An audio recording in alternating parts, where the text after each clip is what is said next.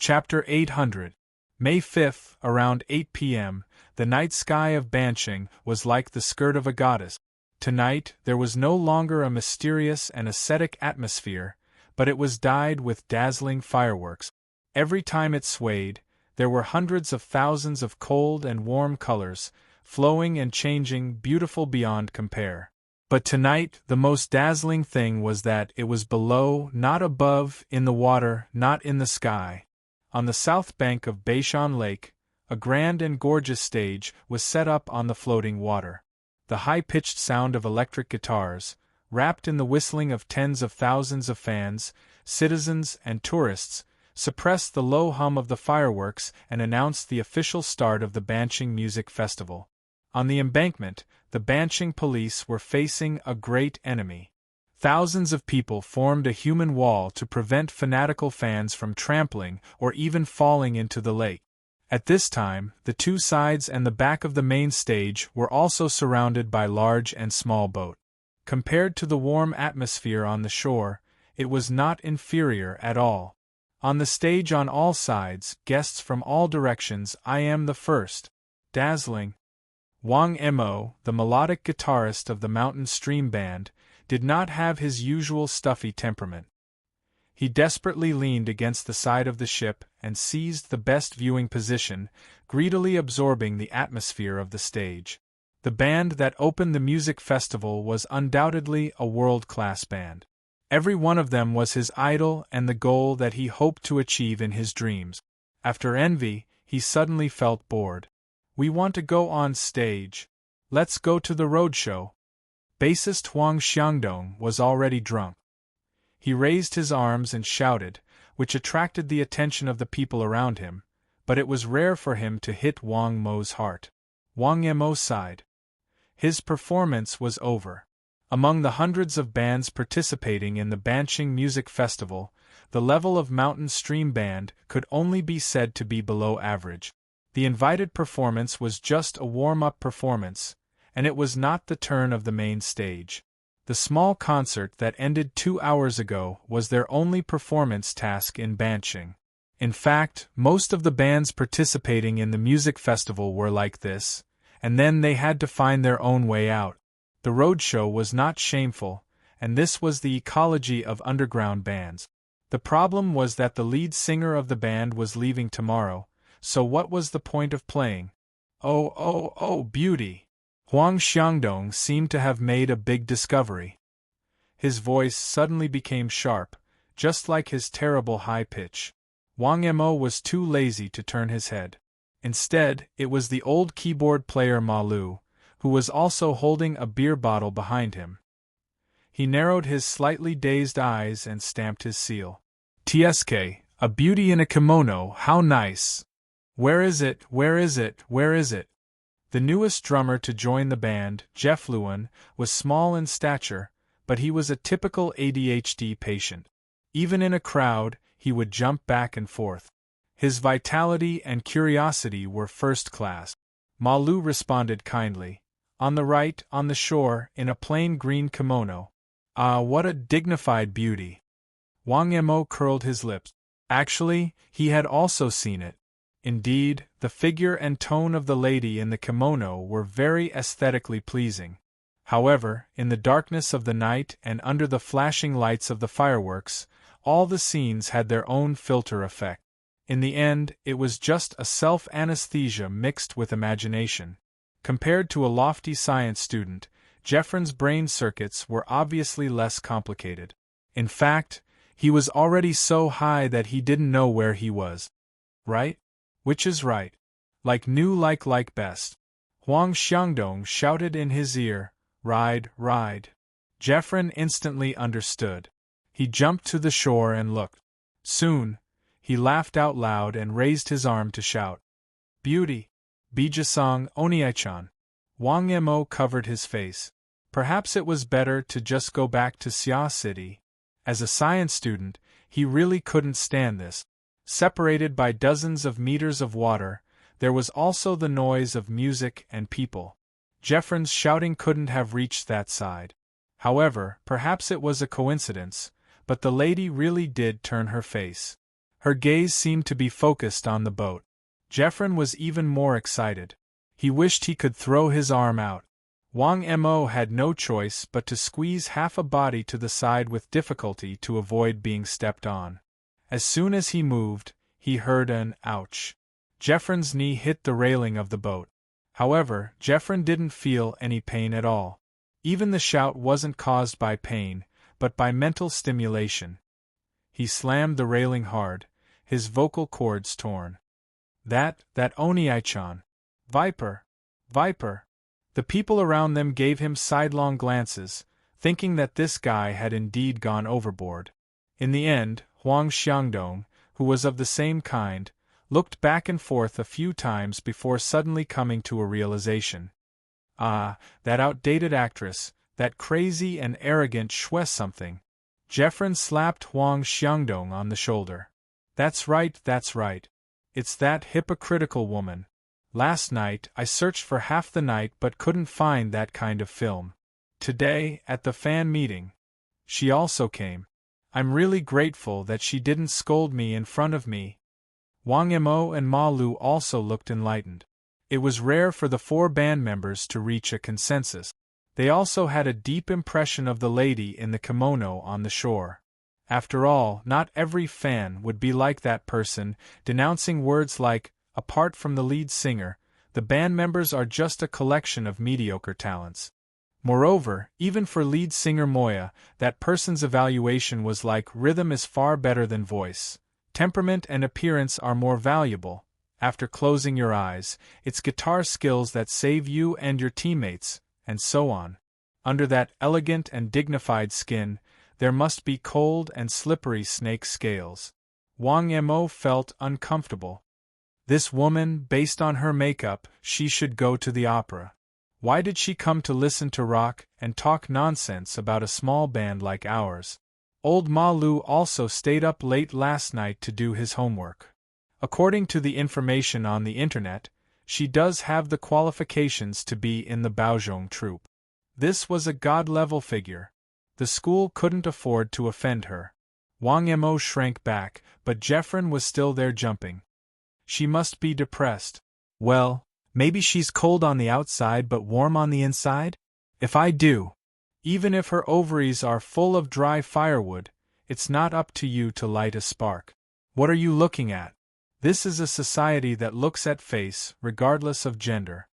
Huang Xiangdong raised his thumb and poked behind his shoulder.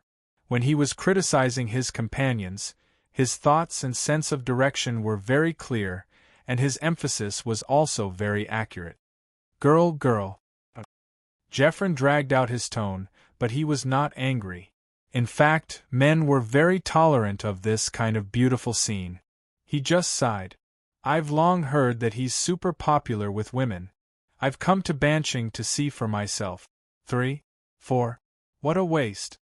Huang Xiangdong gave him the tip of his pinky again. Be content. She didn't attract water, otherwise, how could it be your turn? Jeffrin was still not angry. The 2 men talked about laughed together, and then hugged their heads and howled. Everything was said without words. The chaos on the lower deck mixed with the noise on the half-closed observation deck on the upper deck, leaving no quiet corner. However, as long as there was a need and mood, people could always subconsciously filter out some external noise and build a subjective private space. Of course, if there were 3 bodyguards who could quietly separate a small space, the material foundation of the atmosphere would be stronger. At this time, Emoya's heart was quiet and peaceful. She chatted with her close friend while leaning on the railing. No matter what the topic was, it was full of fun and mood. Perhaps it was a coincidence, but the kimono-clad beauty on the shore just so happened to be the topic of Emoya and Tang Yi's conversation. Unlike the traditional clothing on the opposite shore, the 2 on this side were casual and tended to be neutral. They were both tall and handsome. When they stood together, it was like they were models in a blockbuster. They were full of fashion sense, but the words flowed with the flavor of memories. In your eyes, our performance is probably riddled with holes. You can't bear to see it? I remember. A certain person's evaluation of the '93 Intramural Music Festival was purely the same. Do I need to repeat myself? I just have some doubts about your method of classification. Okay, I'm saying that there's no need to distinguish too clearly. Tang Yi reached out and gently twirled a strand of hair on Emoya's cheek. Hair is hair. In most cases, 1, 2, 3, or 5 strands are meaningless. It's a joke. Don't change my established view. In any case, from Uncle and Luonan, I understand that family members with the same bloodline have heaven and earth differences in talent. Not to mention you and me. You're indeed like you. You realize early on, but it doesn't hinder you from hitting your head and bleeding. How so? Emoya's smile blossomed. She moved closer, ignoring the surrounding gazes, and lightly kissed Tang Yi's cheek. I'm the most optimistic person. I'm waiting for everyone by my side to realize their talent and realize their dreams. After all, there are no family members waiting there. The moment of success is perhaps the saddest moment. Wow. You can use it as material for a speech. Uncle instilled in me. Perhaps it can be called the ultimate background wall achievement? Now that I think about it, perhaps it's just coaxing a child. But there's no other way. I'm very coaxed. It wasn't very funny, but the two had their foreheads pressed together. Their temples rubbed together, and they couldn't help but laugh. Naturally, it attracted the gazes of others. Tang Yi didn't care about the gazes of others. But when she connected Emoya's uncle with the more direct information of his identity, her mind drifted for a moment. Luo Zhongheng. That researcher that Li Wei didn't hesitate to take action personally. Could his talent really break through the generation gap of civilization? Or was it a miracle that was fed by an even more inconceivable resource? If it was the former, then it would be very difficult for miracles to appear in a short period of time. But if it was the latter, where was the inconceivable resource that could make miracles appear again? In the past year, similar questions had been tormenting those high and mighty fellows. Should they continue to indulge and observe? Or should they nip at the bud of a crisis before the next Luo Zhongheng appeared to avoid paying a greater price? After a few forks in the road, the situation was on the verge of going out of control, or perhaps it had already gone out of control without them realizing it. She sighed softly. The clouds in Bancheng are very thick. Emoya looked up. The fireworks in the sky had yet to dissipate. The flames and the remaining smoke intertwined. It was thick and colorful, and the senses weren't clear enough. But as for the clouds, she really didn't see any. Instead, there was a huge airship slowly cruising through the colorful streams of light. The fireworks exploded around the airship. Bai Xinyan gently raised her wine glass. The clear wine reflected the colors, and there were slight distortions as the molecules in the air vibrated and spread. At that moment, even through the completely sealed observation window, she seemed to smell the strong smell of gunpowder. Tomorrow, the head of the Department of Environment will probably have to bow and apologize? Yuchuan Ingjie didn't pay attention to these meaningless words. He sat upright on the sofa and stared at the visual dynamic data chart in front of him. The chart was divided into multiple functional areas, causing the overall chart to appear rather complicated. Only the top left corner of the chart showed the passenger flight information directly from the airline's database. The photo of Emoya, Luonan's cousin, occupied a very eye-catching area. Yuchuan Ingjie stared at the photo for a long time. Finally, he lowered his eyelids and tapped the virtual key on the sofa's armrest. In an instant, the data chart on the screen was swept clean. The projection area dimmed. You gave up halfway? Bai Xinyan's voice came again. Yuchuan Ingjie really didn't want to pay attention to this awkward topic. But when he thought of Bai Xinyan's ambiguous relationship with Wang Yu, as well as her special status in the Apocalypse Laboratory, he paused for a few seconds before finally giving an explanation. We still can't find Luonan. We've already used Bancheng's 24/7 surveillance network, mobilized the satellite overhead, and even the police's information-based surveillance. But to no avail. It's like he disappeared into thin air. If I didn't misunderstand, you wouldn't have made a move against Luonan's sister if you couldn't find him? Yuchuan Ingjie hesitated for a moment before nodding. Basically, yes. Then he couldn't help but explain. Wang Yu's goal was to make Luonan bow his head and personally participate in the high seas auction. That's all. Right now, that fellow might have already ridden the Devil Ray to the center of the Pacific Ocean. Why do we need to draw legs on a snake? Is that so? I thought you were helping him cook the eagle. You saw through but didn't say it out loud, woman. Yuchuan Ingjie admitted that he had been befuddled at the time. He thought of things too simply. Now he could only vaguely explain, I'm just a businessman. Oh, I thought that there were only ambitious capitalists in the Appraiser Jade Society. You're just more confident in capital. Yuchuan Ingjie was very happy to change the topic. He even used a certain person's words to endorse. Didn't Wang Yu often say that capital is the expansion of human nature? As long as people have desires, as long as exchange exists in the world, as long as the flow of capital exceeds production capacity, then capital is the ultimate choice. It is the undefeatable king. Standing on the side of victory is a very natural thing. I'm just learning and practicing. You're just blowing pillow talk. It's a pity that I don't plan on rolling in the sheets with him in the near future. To me, the power of capital is still too insubstantial. I still prefer direct, strong people. Bai Xinyan walked over from the other side of the viewing window. She arrived in front of Yuchuan Ingjie and closed the distance between them, Wang Yu and you. You still haven't been able to break through the barrier between reality and nothingness. Keep working hard. Perhaps success is right in front of you? Thank you for your encouragement. The blood vessels on Yuchuan Ingjie's temples throbbed a few times. In the end, he revealed a gentle and polite smile. Luonan's matter was considered over. Even though the Appraiser Jade Society and Wang Yu's side had yet to be formally explained, he had already made up his mind. To him, the risk came from many levels and many directions.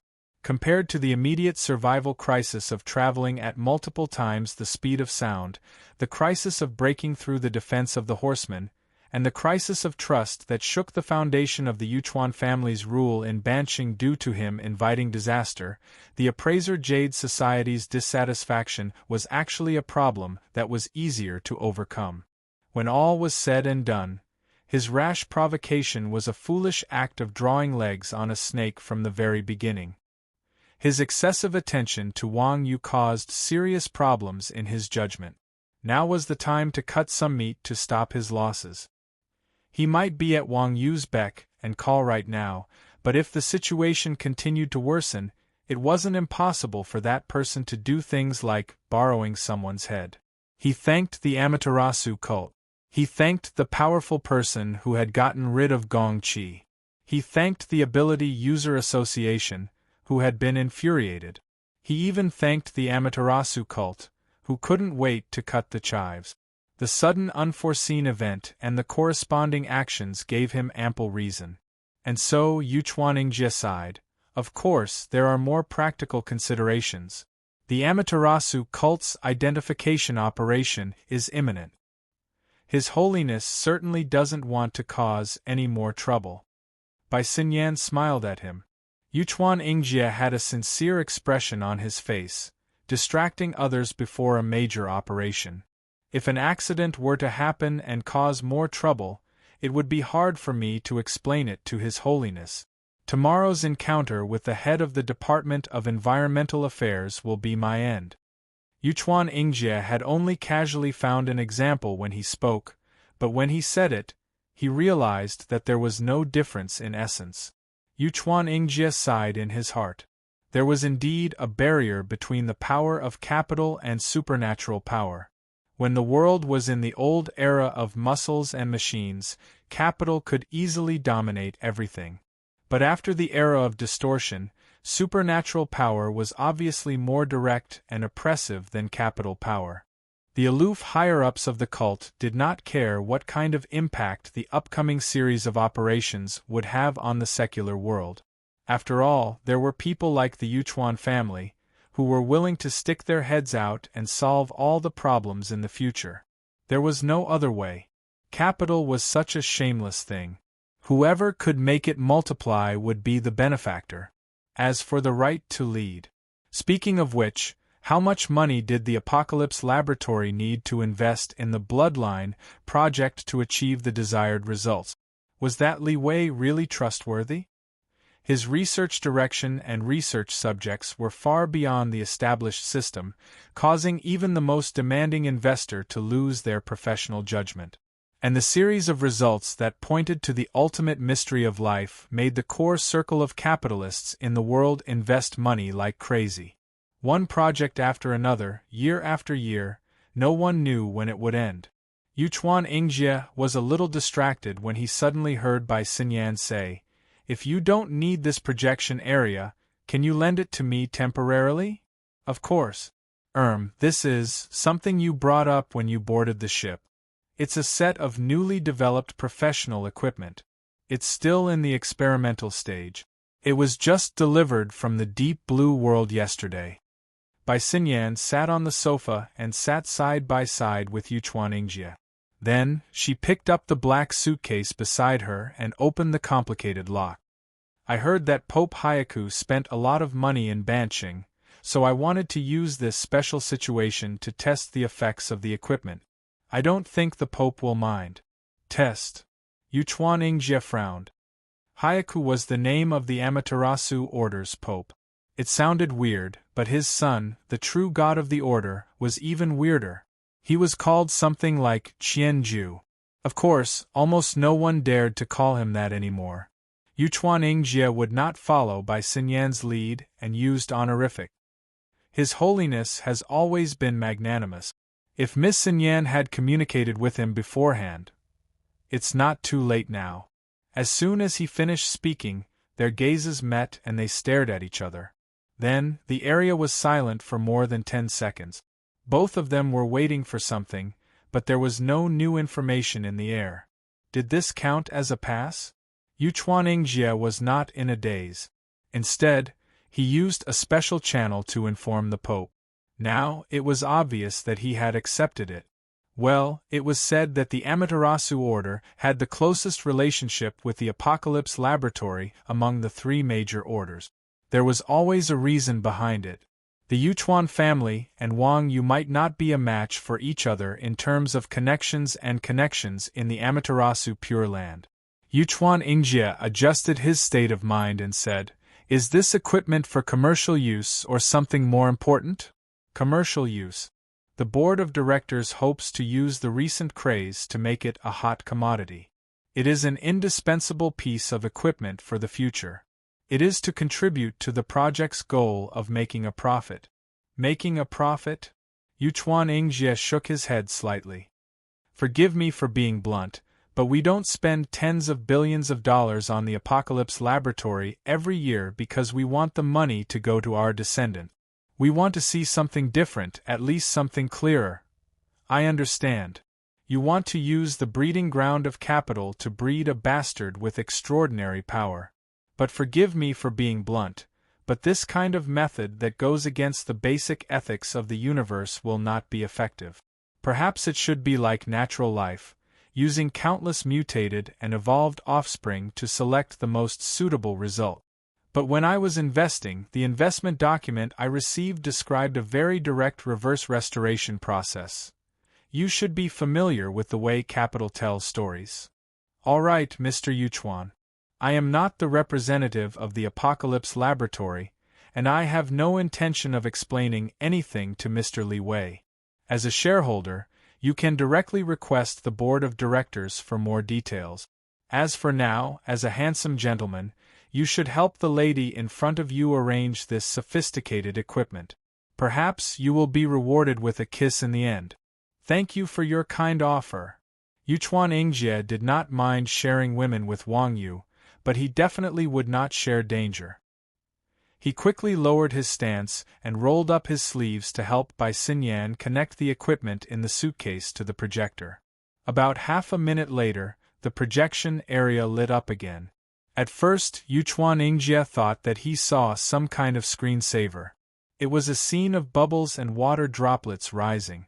It was very realistic, but he could still tell that it was an animation effect. Should we get to the main topic now? The change in the projection was somewhat out of Yuchuan Yingjie's expectations. It was still the same animation effect. Countless bubbles, droplets. In short, it was just a shape, layer upon layer, colliding and distorting. Soon, it spread throughout the projection area. The corresponding angle of view was stretched and expanded. The details were blurred, but the overall appearance was more and more spectacular and chaotic. Closing one's eyes for a second and then opening them again to look, it was like diving in the summer. Entering the grotesque, shallow sea, colorful and gorgeous, yet no substantial structure could be seen. It was also impossible to distinguish where the sunlight came from. What is this? It's currently the most popular trend in the world. To be exact, it's the most popular trend in the inner world. The laboratory's temporary name for it is the mental ocean mimicry picture. The general idea is that through large-scale calculations and special modules, a rough picture of the mental plane within an area is simulated. Though the accuracy isn't high, and the reaction is lagging, making it impossible to use in actual combat, if it becomes popular, its authenticity will increase after a period of data collection. At the very least, this will be the case in the relatively low-level mental ocean. Yuchuan Yingjie digested the core concept in Bai Xinyan's words with great difficulty. His eyebrows furrowed into a knot. The trend you're talking about is Luonan's. That's right. The cage theory. Then what about the modules? Of course it borrows the concept of a cage, but it's simplified into bubbles or droplets for the sake of easy calculation. So this is borrowing? Different paths lead to the same destination. It's just like the close relationship between a cage and a configuration. Of course, there are also people who are considering whether or not to ask Luonan to endorse this product. Is there an instruction manual? Yuchuan Yingjie spent close to 20 minutes while Bai Xinyan was adjusting the equipment. He roughly read through the instruction manual for the mimicry picture generator. The more he understood, the more he felt that this gadget was brilliant beyond his imagination. Miss Xinyan, if I'm not mistaken, this gadget is a panoramic probe into the mental domain of reality. There has never been such a device before. Not yet. It's just an animation simulation based on a special module and mode. The precision, breadth, and depth of the detection are all greatly limited. It's even possible for it to be completely different from reality. No. This is an epoch-making invention. As long as the cage theory can stand firm, Yuchuan Yingjie gained a new understanding of the accumulated technology of the Apocalypse Laboratory. Due to the short time and shallow understanding, he was still unable to estimate what sort of impact it would have on the current world, especially the inner world, if a large amount of similar equipment were to leak out. However, he already sensed the sensitive factors within. Your Majesty really agrees to use this set of equipment? There's no need to doubt Pope Baiji's magnanimity. Bai Xinyan didn't even blink. Besides, this set of equipment has a limited sensing range. If we don't count the peripherals, it's only around a dozen square kilometers. What's wrong with observing a corner and watching the excitement? So that's how it is. Yukawa Kosuke put on a look of relief, but he was thinking to himself, for superhumans, especially those in the spiritual side and the religious circle, this kind of method is already close to prying, especially when it comes to the most chaotic and secretive spiritual domain in the past. For anyone who has the knowledge and foundation of supernatural powers, the spiritual domain has its own unique charm and attraction. I'll secretly buy similar equipment later and try to cover Banqing. At that moment, after Bai Xinyan's adjustments, the colors of the dazzling ocean, at the beginning of the simulation, had almost completely faded. Now, most of it had turned into an inconspicuous grayish-white color. Only a few small colored spots would occasionally appear at random times and in random areas. It was like the result of an electron beam that had been deflected on an ancient flat-screen display. Bai Xinyan explained that this was to treat the repeated mental waves and the corresponding changes as background radiation. Only those that exceeded the relevant threshold would be paid attention to. It was also a stopgap measure due to the lack of peripherals and the limitations of computing power. As the time for the Amaterasu cult to take action approached, Yuchuan Yingjie shut his mouth and stared at the projection without blinking.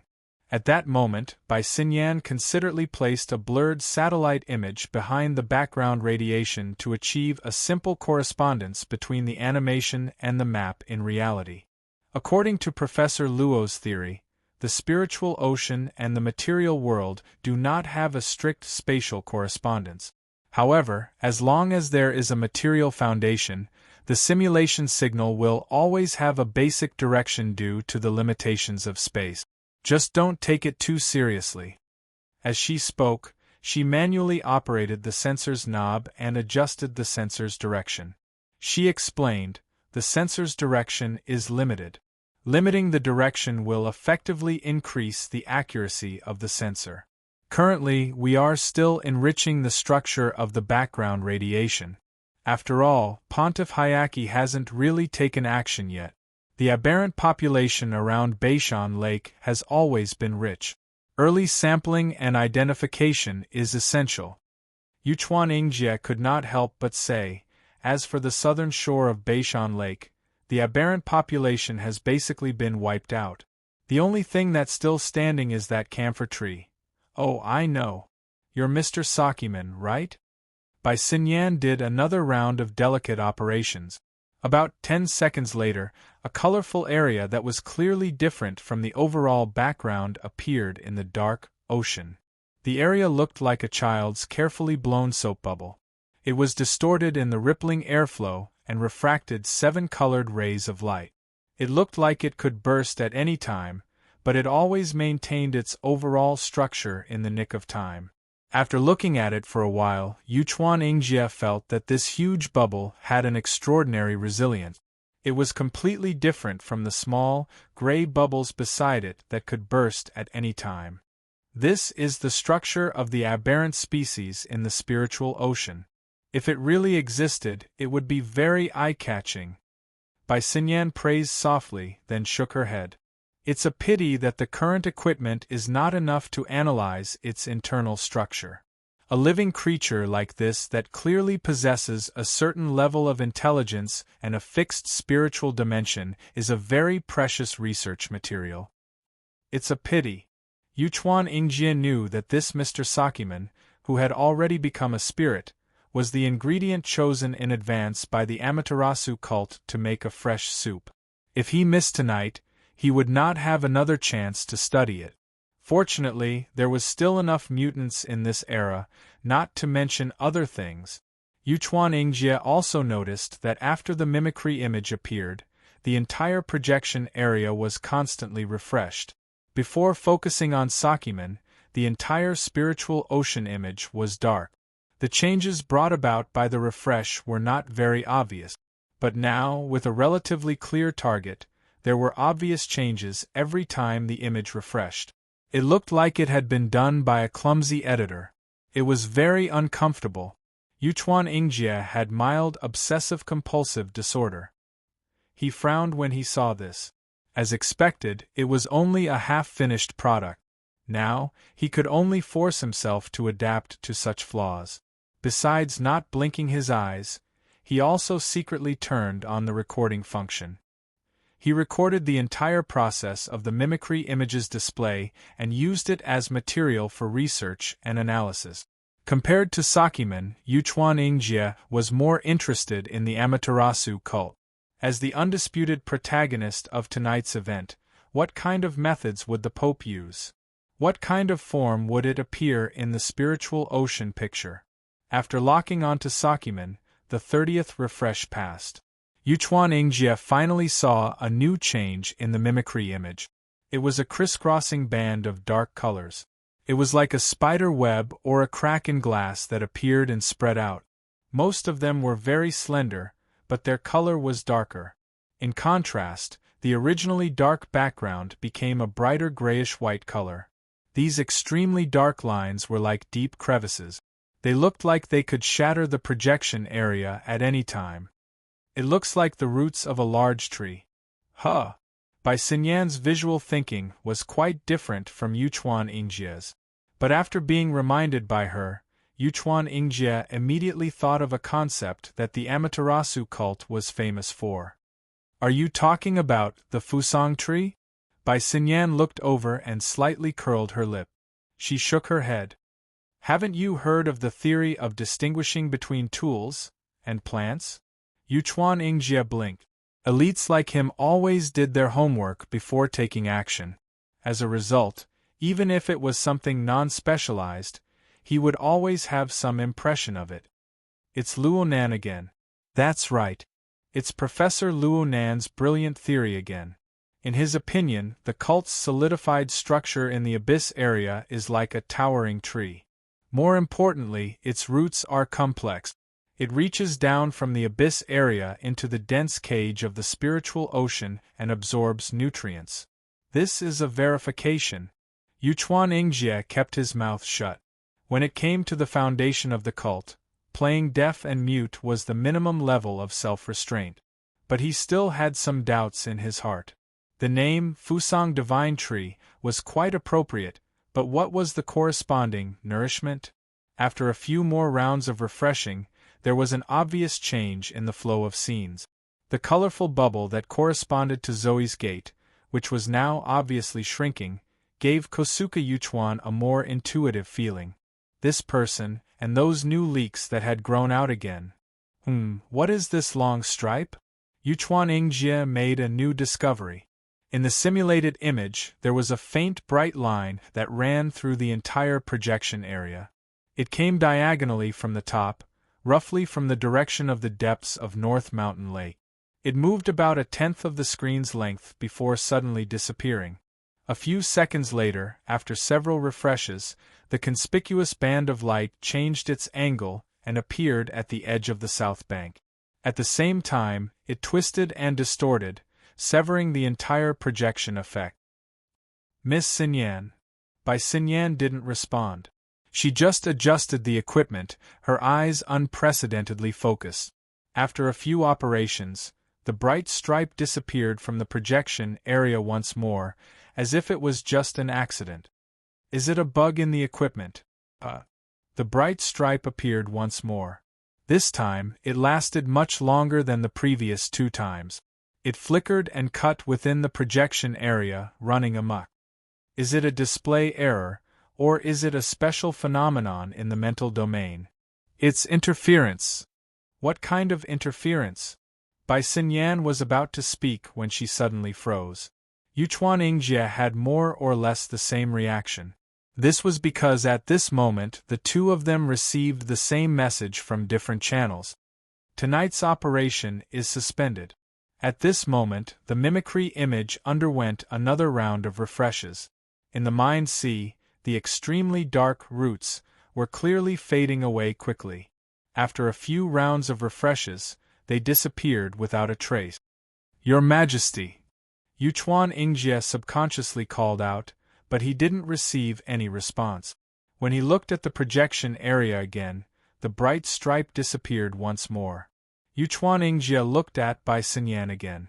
The latter was still in a daze, clearly receiving information from other channels. He was a little anxious, but he had to hold it in. After a while, Bai Xinyan curled her lips again. What a terrible experience! What? When you're cooking soup, you discover someone stirring your soup. This is probably what it feels like. Yuchuan Ingjie could guess. The key was the following information. Who is it? Currently, I can only see the soup swirling, but I can't find the stirring spoon. This is a magic trick. Perhaps it's a chance encounter, perhaps it's a prank, or perhaps it's a targeted attack. Regardless, this is a problem at the level of an extraordinary. With Pope Hyaki's cautiousness, it would be difficult for him to take any new actions before he figured it out. After all, there are secrets here that cannot be exposed. Chapter 801.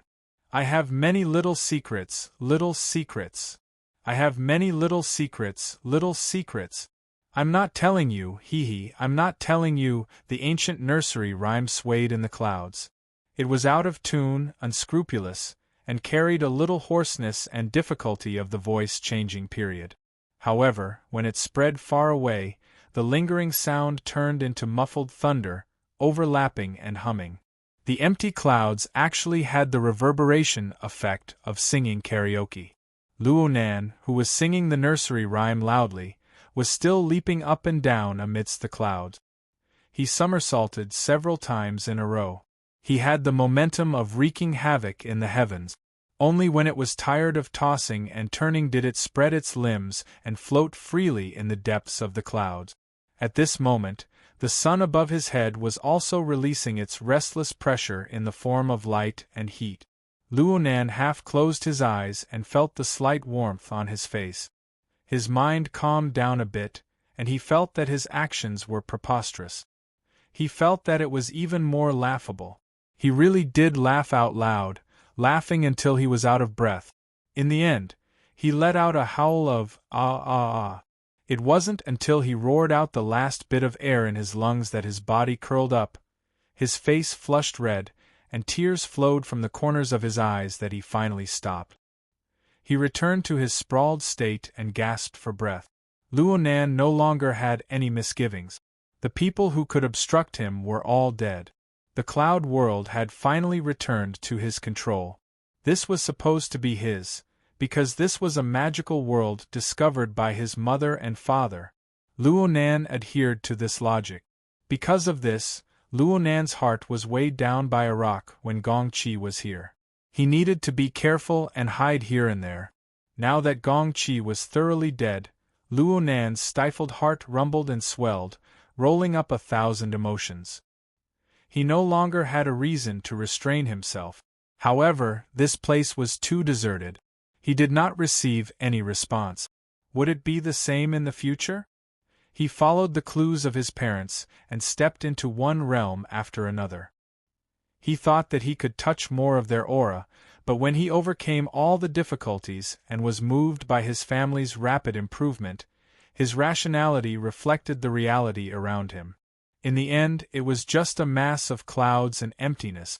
Luo Nan's eyelids drooped down a bit more. But even so, a bright red glow still pressed in between his half-lidded eyelashes. The stimulating hue was like a dark flame smothered under new charcoal. It quietly devoured the fuel that had just been added amidst the fine crackling sounds. His heart was not at peace. Even though he had just gotten out of his stressful job and vented his frustrations in this boundless world of clouds, the flames in his heart were still burning. Luo Nan opened his eyes once more. His pupils constricted as he stared at the great wheel of the sun within the layer of clouds and the special environment of the void. The great wheel of the sun appeared slightly distorted. Speaking of which, the emotions that had just been accumulated, released, and then reignited were closely related to the toy above his head. Looking at it for too long wouldn't hurt the eyes, but it would burn the heart. Luo Nan was unable to remain calm, but he was able to maintain a calm mind. Soon, he made a decision. Well, since my condition isn't good, I'll take a break for now. Speaking of which, how long had it been since he'd last slept since he'd carried out the plan to kill Gong Qi?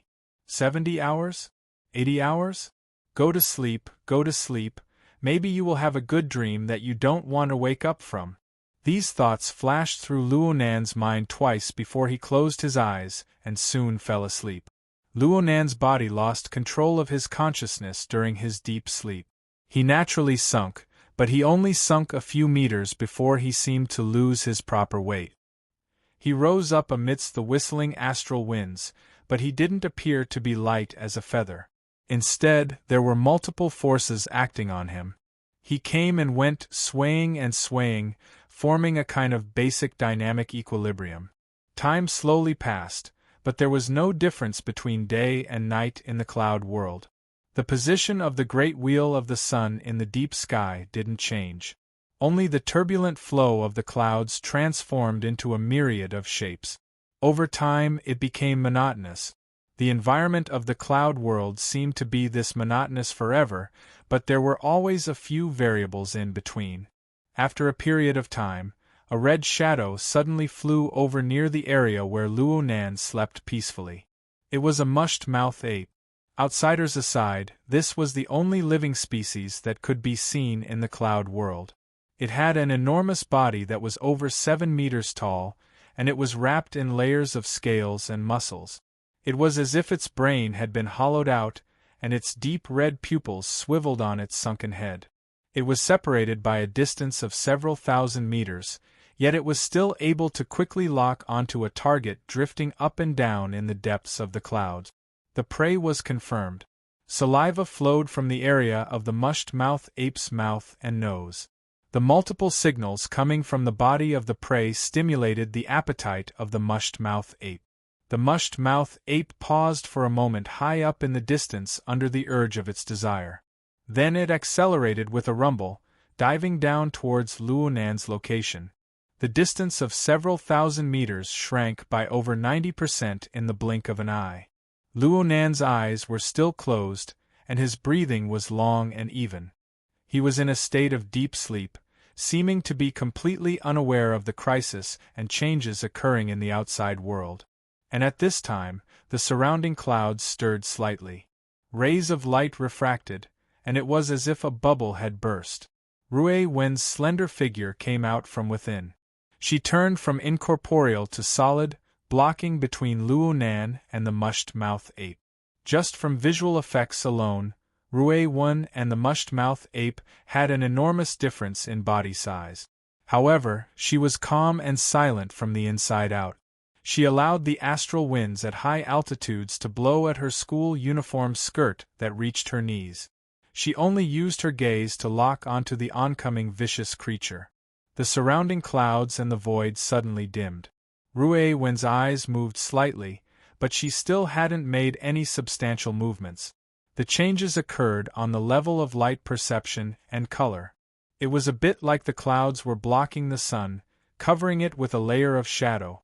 But to be more precise, it was more like the dark gray color had seeped in, confusing the primary colors and messing up the foundation. There was a limit to this round of changes. Rui Wen and Luo Nan's positions practically didn't change at all. Compared to the changing environment of the void, their positions appeared exceptionally bright.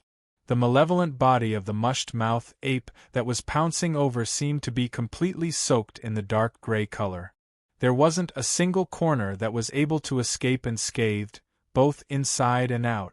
The reason why Luo Nan felt this way was because the body of the mushed-mouth ape was turning transparent from Rui Wen's point of view. It was distorting and growing, and the degree of distortion was growing greater and greater. At this moment, aside from the rushing clouds, there were only empty clouds. It was as if an invisible yet terrifying maelstrom was embedded within.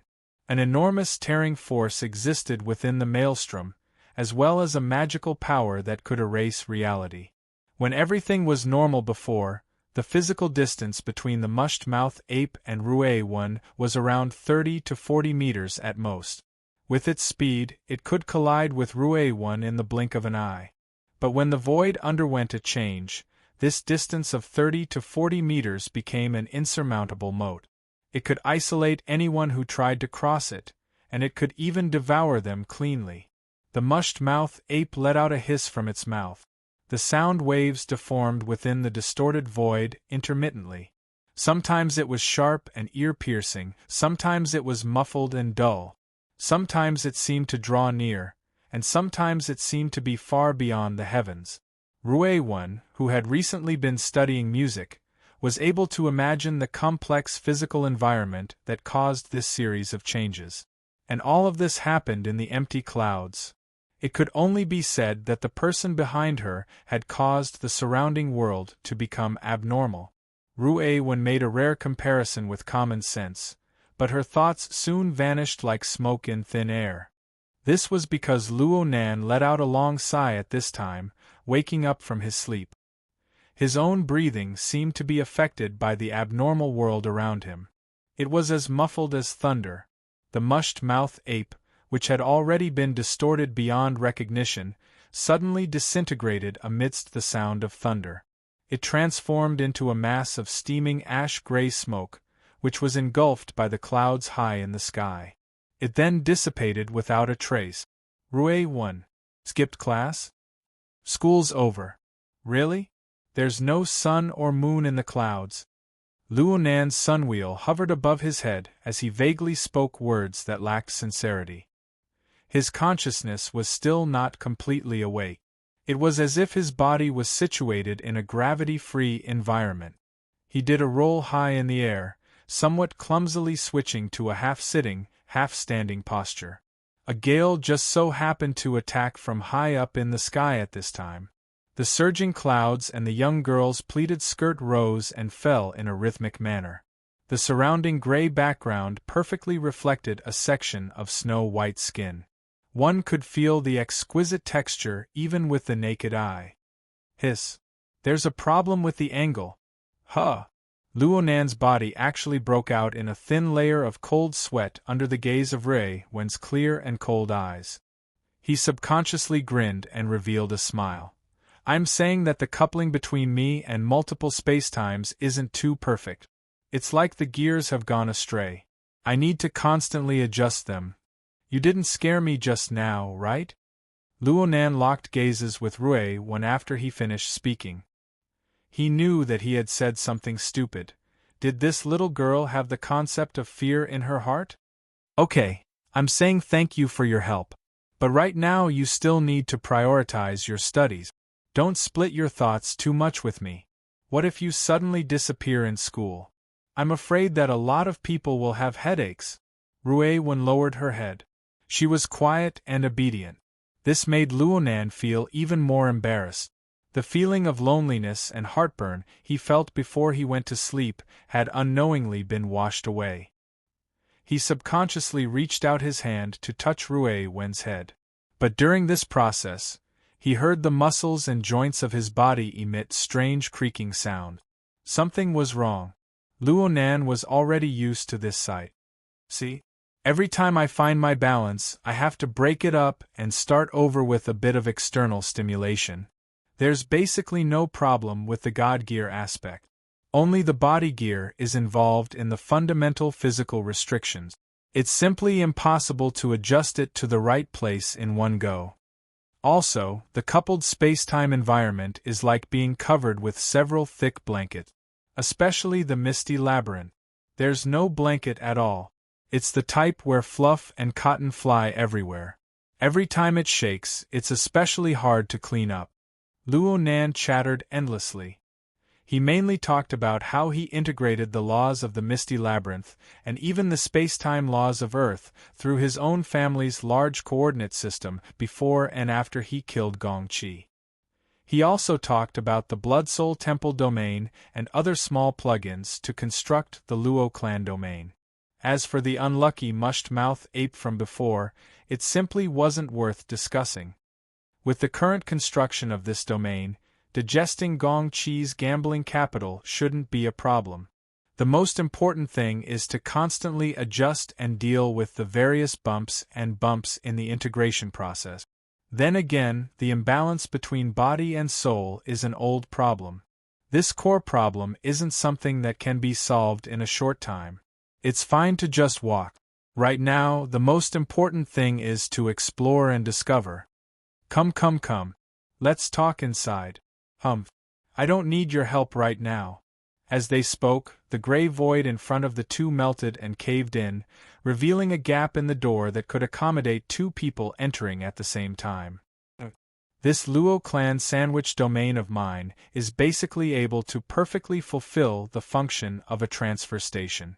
Luo Nan relied on the mutual interference and influence of his own structure and the various space-time environments.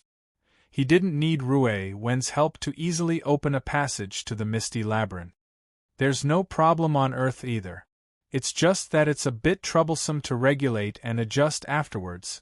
Fortunately, the cloud world has a special nature. The rules aren't strict enough. Ruewen didn't say anything. She allowed Luonan to hold her shoulders as they stepped through the door. They saw the misty labyrinth once more. It was no longer a scene of sand and dust wreaking havoc. At the very least, the area in front of them was like this. What assaulted their faces was a mist like morning mist. It inherited the grayish-white hue of the Luo clan sandwich domain, and it was even thicker. A twisted shadow faintly appeared in front of them. At first glance, it looked as sinister and terrifying as a dancing ghost. "Tsk. It's gotten dirty again." Luonan blew a breath of air as he spoke. A gale swept forth, and the mist that filled the air dissipated completely in the span of a breath. Luonan explained, "Every time I fine-tune it, this place becomes a pile of chicken feathers. There's nothing I can do about it. The fragmented laws of the labyrinth permeate everywhere. In addition to my sandwich domain, this is the only place where large-scale adjustments can be made. It's like a bearing. No, it's simply lubricating oil. There's no stable form to speak of. Wherever there's something wrong, I'll pour a jug of it." Ruewen smiled faintly. She could roughly feel the humor that Luonan deliberately stirred up. She didn't speak. She just looked at the enormous object that appeared in the central region after the mist dissipated. The shape and silhouette over there clearly had the appearance of a large tree, and it was the kind that was withered. A withered tree? Ruewen was far too familiar with this. She went to Gear on the north bank every day and looked at the sandbar across the lake. There was a withered tree like this. It stood all alone above the lake, and it hid the secrets of Luonan's parents. "You've recovered quite well, right?" Luonan led Ruewen over to the withered tree. Ruewen was a bit cautious as she walked within the large hall. This was because there were far too many details within this special space for her. Every inch of movement seemed to touch fine and densely woven spider silk, but she couldn't see the actual object. It felt weird. However, she was able to sense that this place had a more realistic feeling than before. The so-called large hall was originally a trap set up for Gongqi. It was piled up from the fragments of the misty maze. If it was said that this place was just an enclosed piece of land back then a rough house had been constructed at the very least. Luonan was quite satisfied with this rough house right now. This place is equivalent to a multi-purpose hall. It can be used as a reception room, an activity area, a laboratory. Yeah, it still doesn't meet the requirements to support the operation of the instrument. Of course, the simplest way is to use it as a battlefield, but I'm a bit reluctant to do so. It was probably because of the tree hole. Ruewen's gaze focused on the strange object in the shape of a withered tree in front of her. Looking at it from a close distance, there were still some differences between this toy and the real thing. It couldn't be considered lifelike. However, everything here was pieced together from fragmented configuration fragments. It was tens of millions of times more complex than mosaics and building blocks. It was an extraordinary large project, and all of this had been constructed within a short few dozen hours. Luonan was much more calm and brilliant in this domain. "Come, let's go in and take a look. The function is the most important thing." Luonan clearly had the intention of showing off. He knocked on the outer bark of the withered tree, and just like when they entered the misty maze, a door that could accommodate two people side by side opened up. It quietly waited for them to enter. Ruewen had entered the tree hole quite a few times in this space and time. However, she had entered through the passageway at the bottom of the lake in Gear's building. It was quite refreshing to directly pass through the tree trunk. This also reminded her that this place was quite different from the real withered tree. The judgment she just made became a bit fuzzy after entering the first floor. The first floor was the layout of the lounge. Under the dusky light, the narrow and exquisite layout was practically perfectly reproduced before her eyes.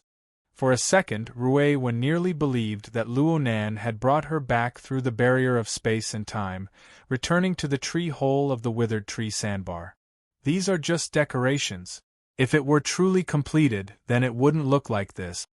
Luonan reached out to touch the inner wall of the tree hole, and waves of ripples actually appeared. The current functional construction is mainly concentrated on the upper level. Come. Big Brother will show you something new. Ruewen followed Luonan up. She had just taken a few steps, but she had yet to truly enter the second floor when a change suddenly occurred in her 5 senses and 6 senses. Ruewen blinked her eyes. It was as if she had accidentally fallen into a starry sky. The surroundings were gloomy and deep. Hundreds of thousands of cold stars were sparsely arranged. Her sense of distance in space became a bit fuzzy. She subconsciously took another step before she could find her true senses. When she calmed her mind, she no longer felt like she had sunk into the starry sky. She only felt that it was a sensory effect similar to virtual reality. Her gaze quickly focused and locked onto the most conspicuous region in the center of this starry sky. The light there was the brightest, but it was more reserved. There were light regions and dark spots. There was a relatively smooth outline, and there was even a bit of a slightly diffused halo. At first glance, it looked like an astronomical scene that had undergone post-processing. It represented a distant and enormous galaxy. Come here. Look carefully. Luonan called Ruewen forward. The feeling it gave off changed when she looked at it from a different angle. It transformed into a translucent substance that was even smaller than the palm of her hand. It possessed a distinct texture. This is the core work area. As for this little thing, it's my latest work. Currently I'll call it lens. Ruewen drew closer. She was quite interested in this so-called lens. Well, Luonan attached great importance to this matter. Of course she had to pay close attention to it. Upon careful observation, this little toy really did have the meaning of a lens.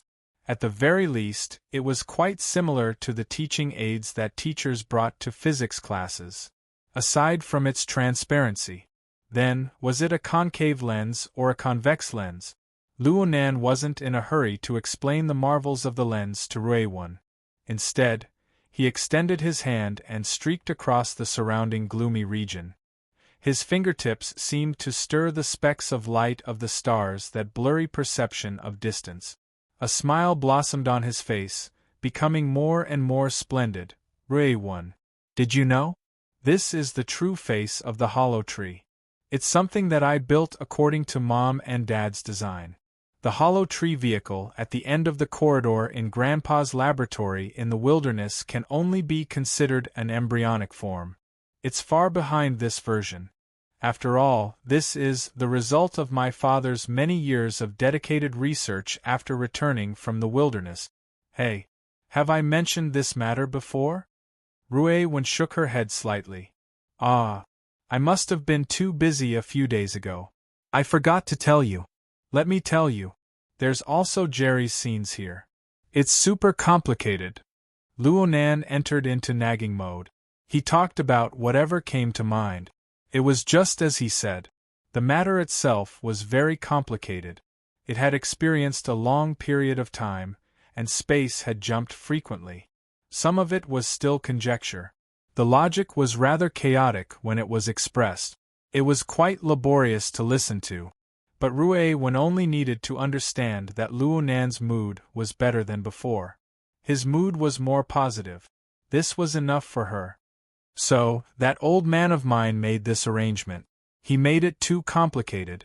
I still don't understand the twists and turns inside. But no matter how you look at it, I'm lucky. The withered tree sandbar, formatting theory, configuration knowledge, and Jerry's database. All of these conditions were put together. They really pieced together a result, and in the end, it was passed into my hands. Maybe this is fate? Ruewen met Luonan's gaze and gave a light yep. She felt that this should be the answer Luonan wanted to hear the most. Sure enough, Luonan revealed a smile again. He extended his hand to rub Rue Wen's head, temporarily ending this topic. I'll investigate and straighten out the situation inside later. Let's first look at the most practical. The information he left behind was extremely practical and extremely crucial. I've talked about that 100-year sequence question bank before, right? It's good stuff. And it's the basic level of general education. Rue Wen, you also need to learn it. It's far more advanced than what is taught in school. Right now, I firmly believe that a highly developed civilization system certainly exists in the distant starry sky beyond Earth. It has already established an intersection with us, and the possibility of further intercommunication will continue to increase in the future. If such a day truly comes, we can learn and understand its information ahead of time. We can be a step ahead of others and seize the initiative. Luo Nan adopted the posture of a parent lecturing, and Rue Wen nodded obediently. She cooperated extremely well. The content inside should be extremely large and complex. It involves all aspects of society's construction, but there's also an inexplicable seal. It's very unpleasant. Luckily, it seems to be gradually unlocking right now. When I did the questions before, there was only the content of configuration theory. But I've secretly unlocked the knowledge of creation in the past 2 days. I've looked at some of it, and it's extremely useful. As for why it's unlocked, I suspect that it's directly related to this. Luo Nan pointed at the lens in the middle of the work area and winked at Rue Wen. How about it? Do you want to give it a try first? Huh! This toy is just a half-finished product, but it's extremely interesting. I can't explain the specifics in a short amount of time. You can come over and give it a try. It's very interesting. Really. Right now Luo Nan looked like a little kid who couldn't wait to recommend his favorite games and toys to his friends. He hated that he couldn't blow the lens to the skies. There were many words that Rue Wen didn't quite understand, but she absolutely wouldn't refuse his request. Rue Wen leaned her upper body forward once more, closing the distance between her and the lens. She observed it seriously. However, she was still completely confused as to how to operate it. She tilted her head and cast an inquiring gaze at Luo Nan. Luo Nan laughed. Wait for me to teach you. It's actually very simple. Your sensing ability is this good. You just need to concentrate. There's a lot of interesting information within this little thing. It's true that it's a bit hard to understand, but I can explain it to you at any time. Rue Wen hesitated for a few seconds. She was mainly trying to extract the true meaning of instructions from Luo Nan's words. She stared earnestly at the lens before her eyes. She looked beneath the translucent surface, at the endlessly flowing rays of light, as well as the faintly discernible patterns and dark spots. These were all in the midst of dynamic changes. She couldn't see any pattern for the time being. Luo Nan hurriedly corrected her. I don't use my eyes. I don't use my fleshly body's intuition. Oh, I can't completely break away from this. I need to use the synesthesia of my mental senses. My thoughts are that the collected information can be understood, categorized, and utilized by ordinary people. After all, the workload is too great. It would be even better if it could be converted into a code that can be recognized by machines. Luckily, Rue Wen was able to understand his messy explanation in the end. She still didn't say a word. Her eyes stared at the lens, but what pierced through it was no longer her line of sight. Instead, it was her soul's strength which allowed her to perceive all things. The instant this power made contact with the lens, Rue Wen practically instinctively utilized the technique of body and soul fusion. She searched for the special frequency of fluctuations of the marvelous creation before her eyes, forming a sufficient interference with it. In the blink of an eye, the light waves and shadows projected by the lens transformed into an incomparably rich and enormous flood of information. And it was still growing with an explosive momentum. Even with Rue Wen's special state, she subconsciously furrowed her brows. Careful, careful. Luo Nan also jumped in fright. He never expected that Rue Wen's soul strength interference would be this efficient and direct. Her compatibility with the lens was top-notch. He was afraid that the little girl would be injured by the flood of information, so he hurriedly adjusted the flow of information from the side. Even at this time, Rue Wen still turned her head and smiled at Luonan. Only then did she truly gather her mind and discern the core image within the flood of information. Luonan stared nervously. A dozen seconds passed before he finally couldn't help but ask, "How is it? Is there anything that can be described?" Conflict. Collision. Excellent. Luonan clapped his hands. That's it. Is there more? It's extremely dense. It's like rain, wind, and water droplets colliding together. Yes. Continue. Continue. There should be two directions, two kinds of power. They mix together, intensely clashing. They ceaselessly strive to eject things, but they're also absorbing. Luonan suddenly stopped talking. It was also at this time that Rue Wen saw a series of changes occur to the lens, which was in full interference with her soul strength. The edges of the originally clear silhouette blurred.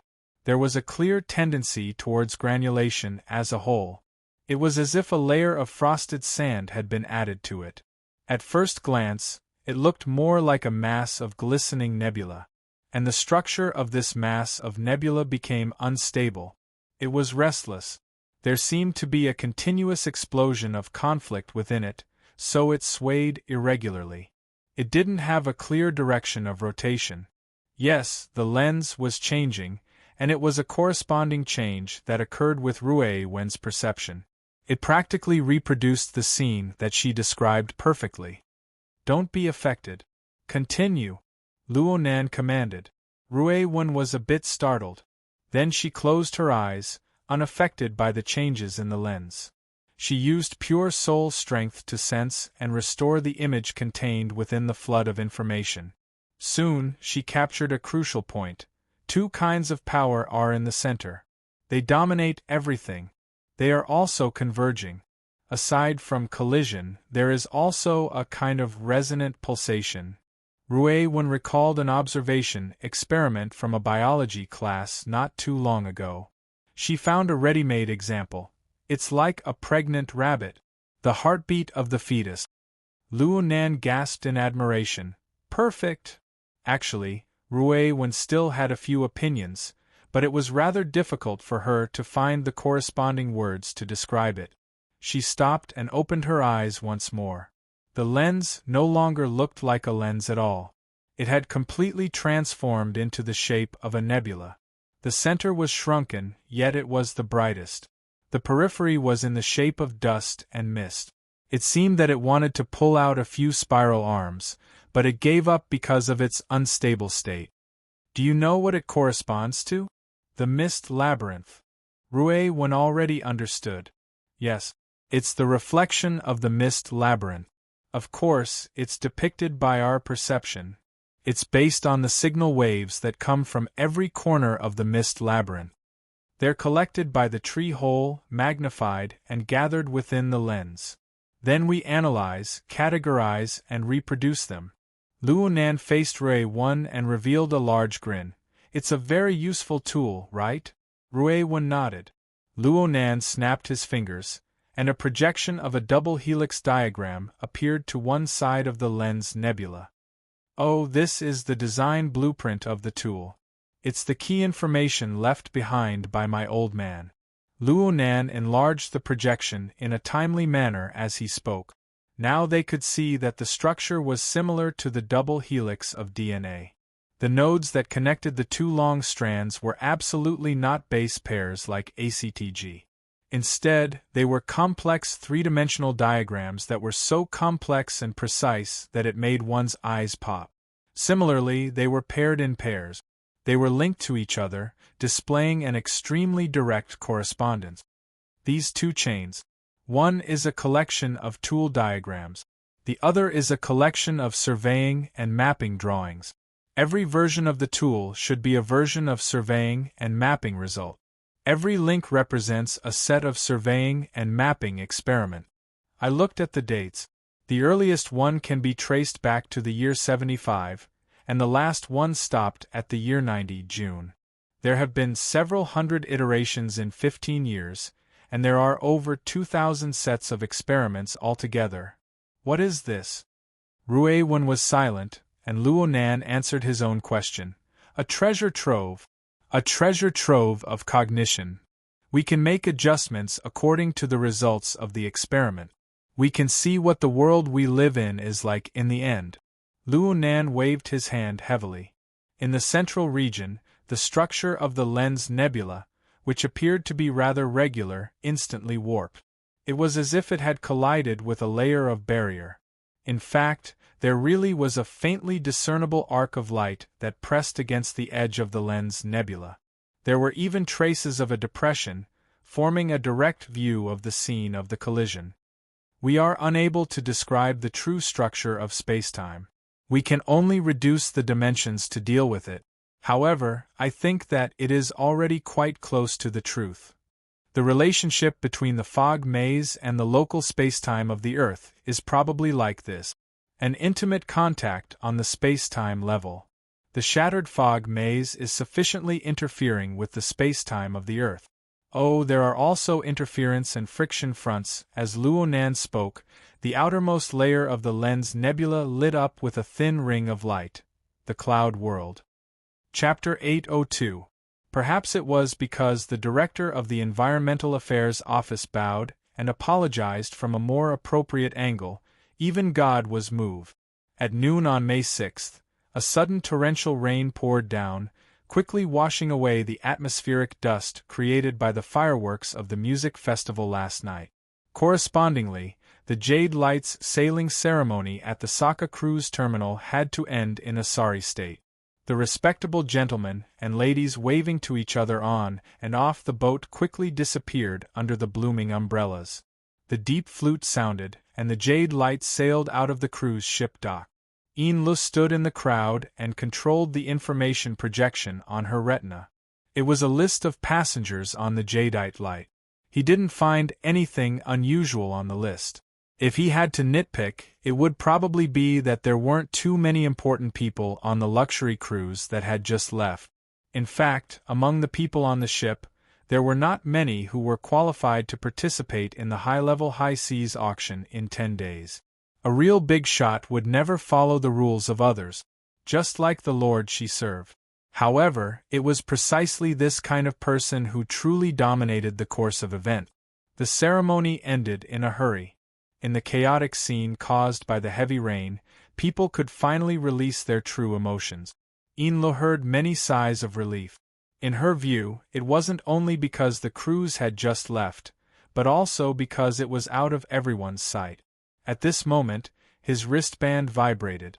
Flight NH5753 has arrived. Enlu also let out a long sigh and unknowingly blended into the surroundings.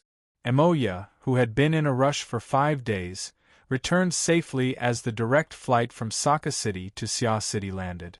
At this point, Enli's 2 major missions in coming to Osaka City, finding Snake Tongue and protecting Emoya, could be considered to have been smoothly completed.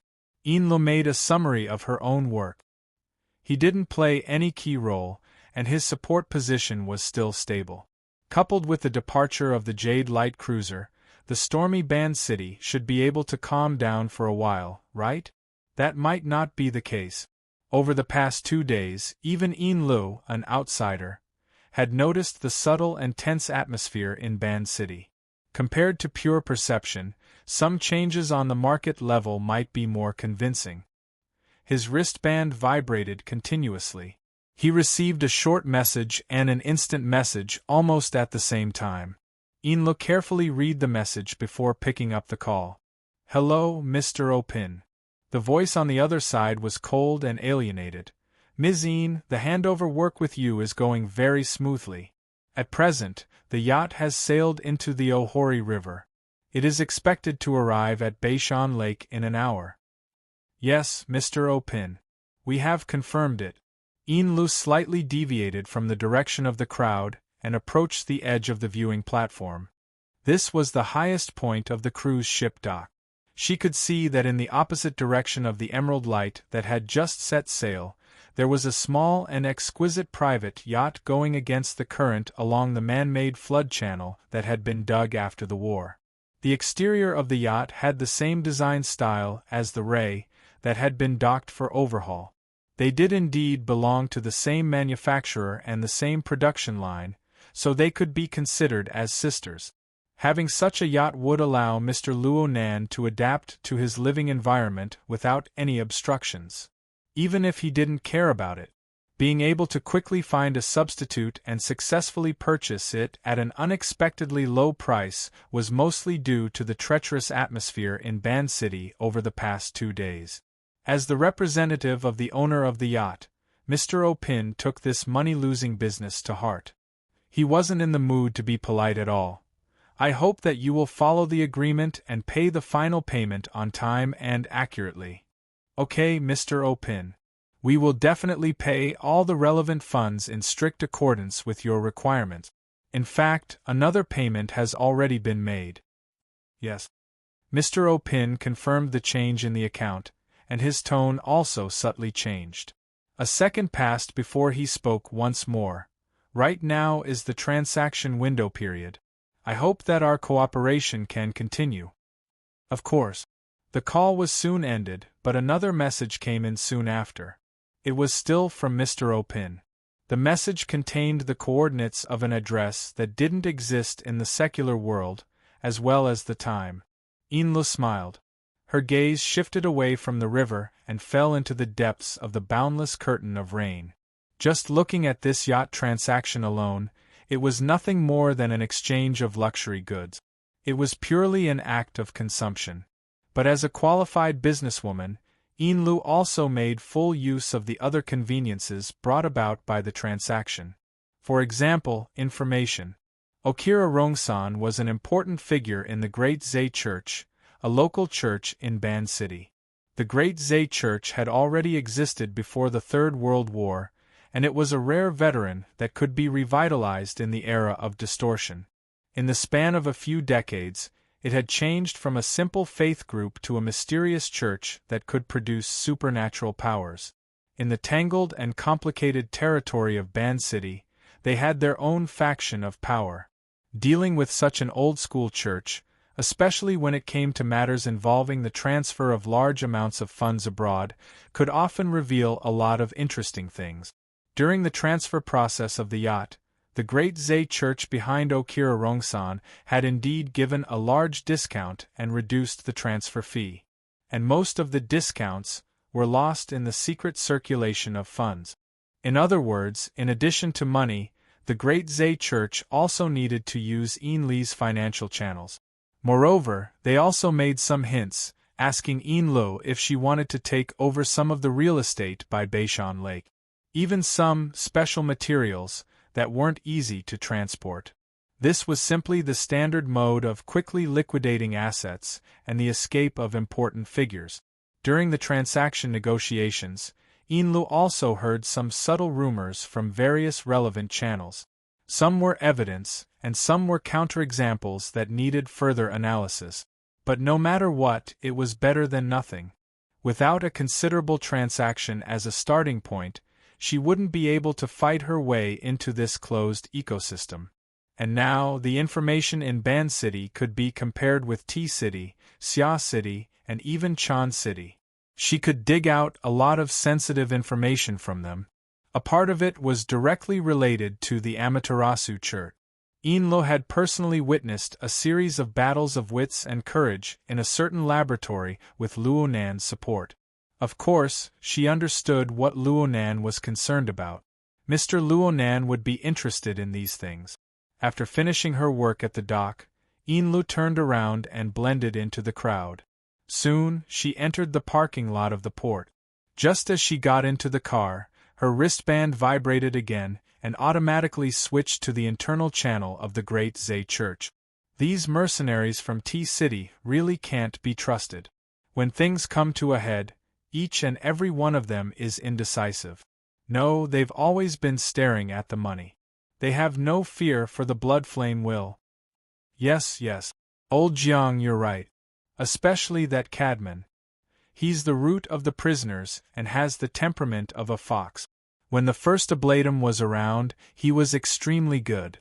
But now that he's in seclusion, he's greedy to no end. He's fiddling with the T-City branch to the point where it's leaking air everywhere. He's infiltrating everywhere into a sieve. He's clearly using the capital of the Great Zay Church to do that extracorporeal circulation. Shouldn't we deal with this kind of person early on? Shouldn't we just wait for him to bite us in the back? Inla signaled the driver to go back. Then, she closed the rear compartment and responded warmly, "Old Jiang, don't get angry. Don't get angry and harm your body. My body is very hard. Even if he really bites me, he'll break all his teeth. But the key right now is the backbone." Recently, the first ablatum has been paying less and less attention to mundane matters. I know she's brooding over the matter in Xia City, but when it comes to hard power, we can't compare. This isn't something that can be made up for in a year or two. Jiang Yuanjin chattered for nearly 10 minutes before hanging up. Inla shook her head and used her knuckles to scrape the space between her eyebrows. She let out a long sigh, but the breath she exhaled wasn't able to unfurl the lines between her eyebrows. Compared to the smooth progress in Ban City, the situation in D City's headquarters wasn't optimistic. The Blood Flame Order had just moved not too long ago. Their foundation was still shallow. They were surrounded by wolves, like tigers eyeing their prey. On the surface, the call just now was Jiang Yuanjin's old pedant complaining. But in reality, he was transmitting information. He had also misled them regarding the possible eavesdropping. The person Jiang Yuanjin spoke of was Cadman. He was the local representative of the Order's power in D City. Perhaps he was just a snake and a rat at the moment, but as long as this local snake was around, there was always the worry of an unforeseen event that would lead a wolf into the house. Currently, Chan City was leading a global, major investigation operation. This gave Cadman an excellent opportunity. During this sensitive period of time that may involve despicable murder, the Blood Flame Order's solidified configuration in the Abyss region, the Blood Soul Temple, was indeed in a highly active state. Naturally, the Blood Flame Order was included in the pending investigation list. If you want to incriminate someone, you can always find a pretext. What's more, this side wasn't necessarily innocent. Yes, the major investigation operation in Ban City also gave some people an excuse to use force. It felt like these few sides really had a tacit understanding. Inla sighed again and leaned back. Every time she faced this kind of problem, she had no choice but to admit that she still couldn't be considered someone who could take charge of an area by herself. Just thinking about it made her feel mentally and physically exhausted. From the most realistic point of view, this wasn't the level and problem she should be thinking about. At times like this, she especially missed Mrs. Halder and the young boss she had just attached herself to. If those two were here, what would her job be? Feeding the fish? Inla shook her head. She took out a small ornament-like crystal ball from a secret pocket she kept close to her body. She gently and carefully rubbed it in the center of her palm, feeling the indescribably subtle tactile sensation. The inside of the crystal ball seemed to be sealed with a cloud of smoke. It also seemed like a turbid liquid. It was ash-gray in color, and there was a flat living creature swimming back and forth within it. It was the devil ray that Luonan had tamed. This mutant possessed a terrifying killing range in Luonan's hands, but right now it was like a pure plaything. She couldn't see any threat from it. Being able to control this existence, at least temporarily, gave Inlu an enormous sense of satisfaction and stability.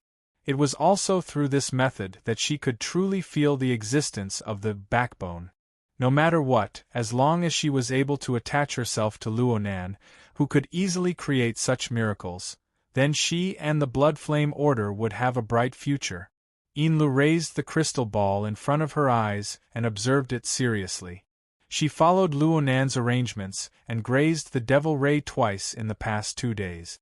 The Devil Ray's appetite was great, and it was very obedient. But for some unknown reason, the colorless and transparent filler inside grew more and more turbid. It constantly switched between a gaseous state and a liquid state. The change was extremely obvious. She remembered that her teacher had said that the crystal ball was just a speculum. The devil ray's true sealed location was within a spatial fault. What did this change foretell? Enlu was puzzled no matter how she thought about it. Her thoughts drifted back and forth.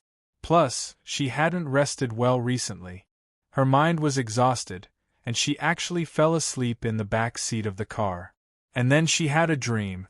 In the dream, Enli's consciousness arrived at the Blood Soul Temple in the Abyss District. She maintained a subtle state of half-consciousness. She had a bit of independent thought, so much so that she couldn't determine whether this was a pure dream or a cultivation instinct brought about by her decades of life as a priest.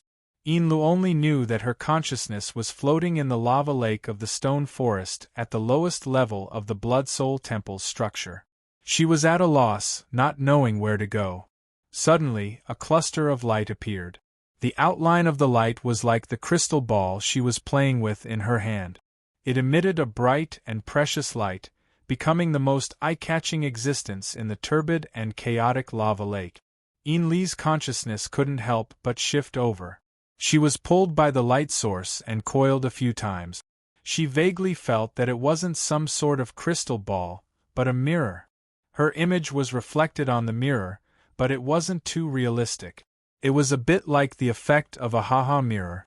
Her habitual image was warped under the irregular refraction and focus of light.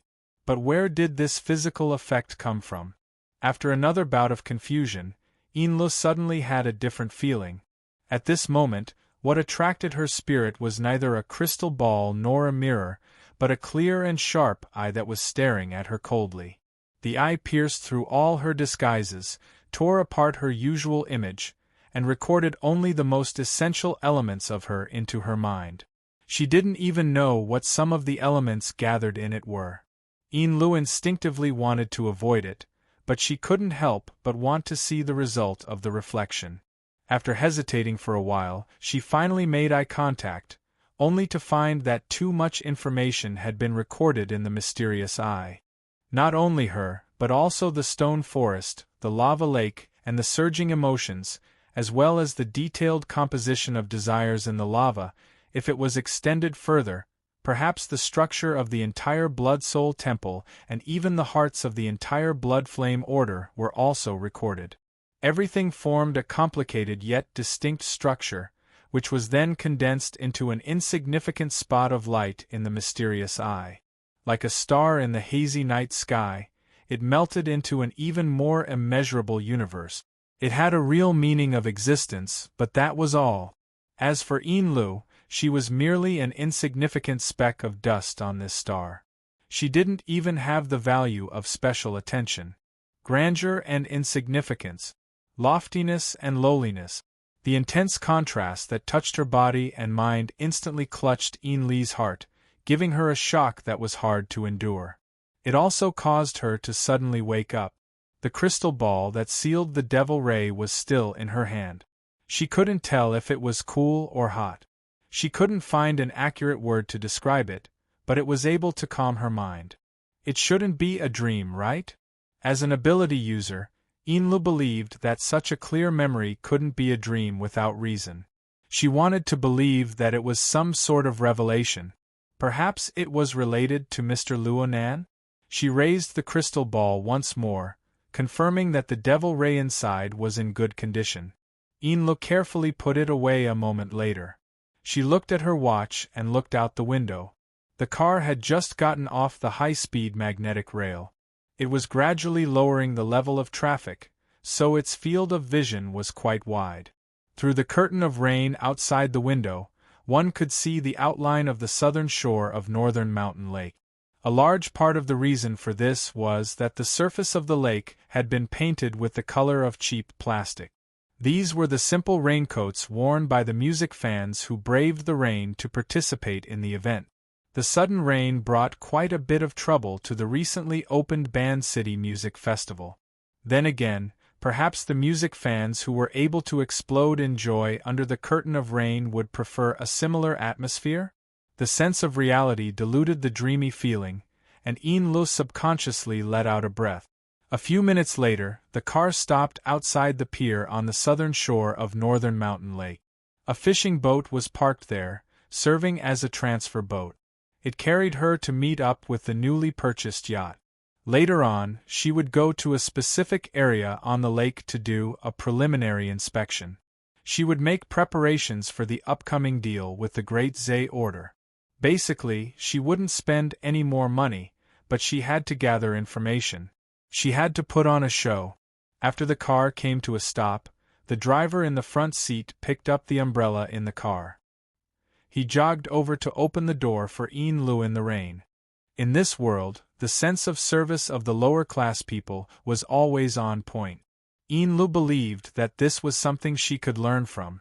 Especially since there was a competitor of the same kind who was born here right now, appearing by Mr. Luonan's side, there would be trouble in the future.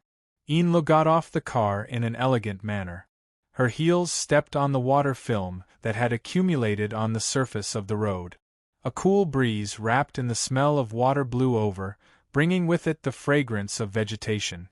She subconsciously raised her eyes to look into the distance. She cast her gaze at the huge camphor tree behind the boundless curtain of water. Even though they were separated by nearly a kilometer, Mr. Jordan was still the most eye-catching landmark on the southern shore of Northern Mountain Lake.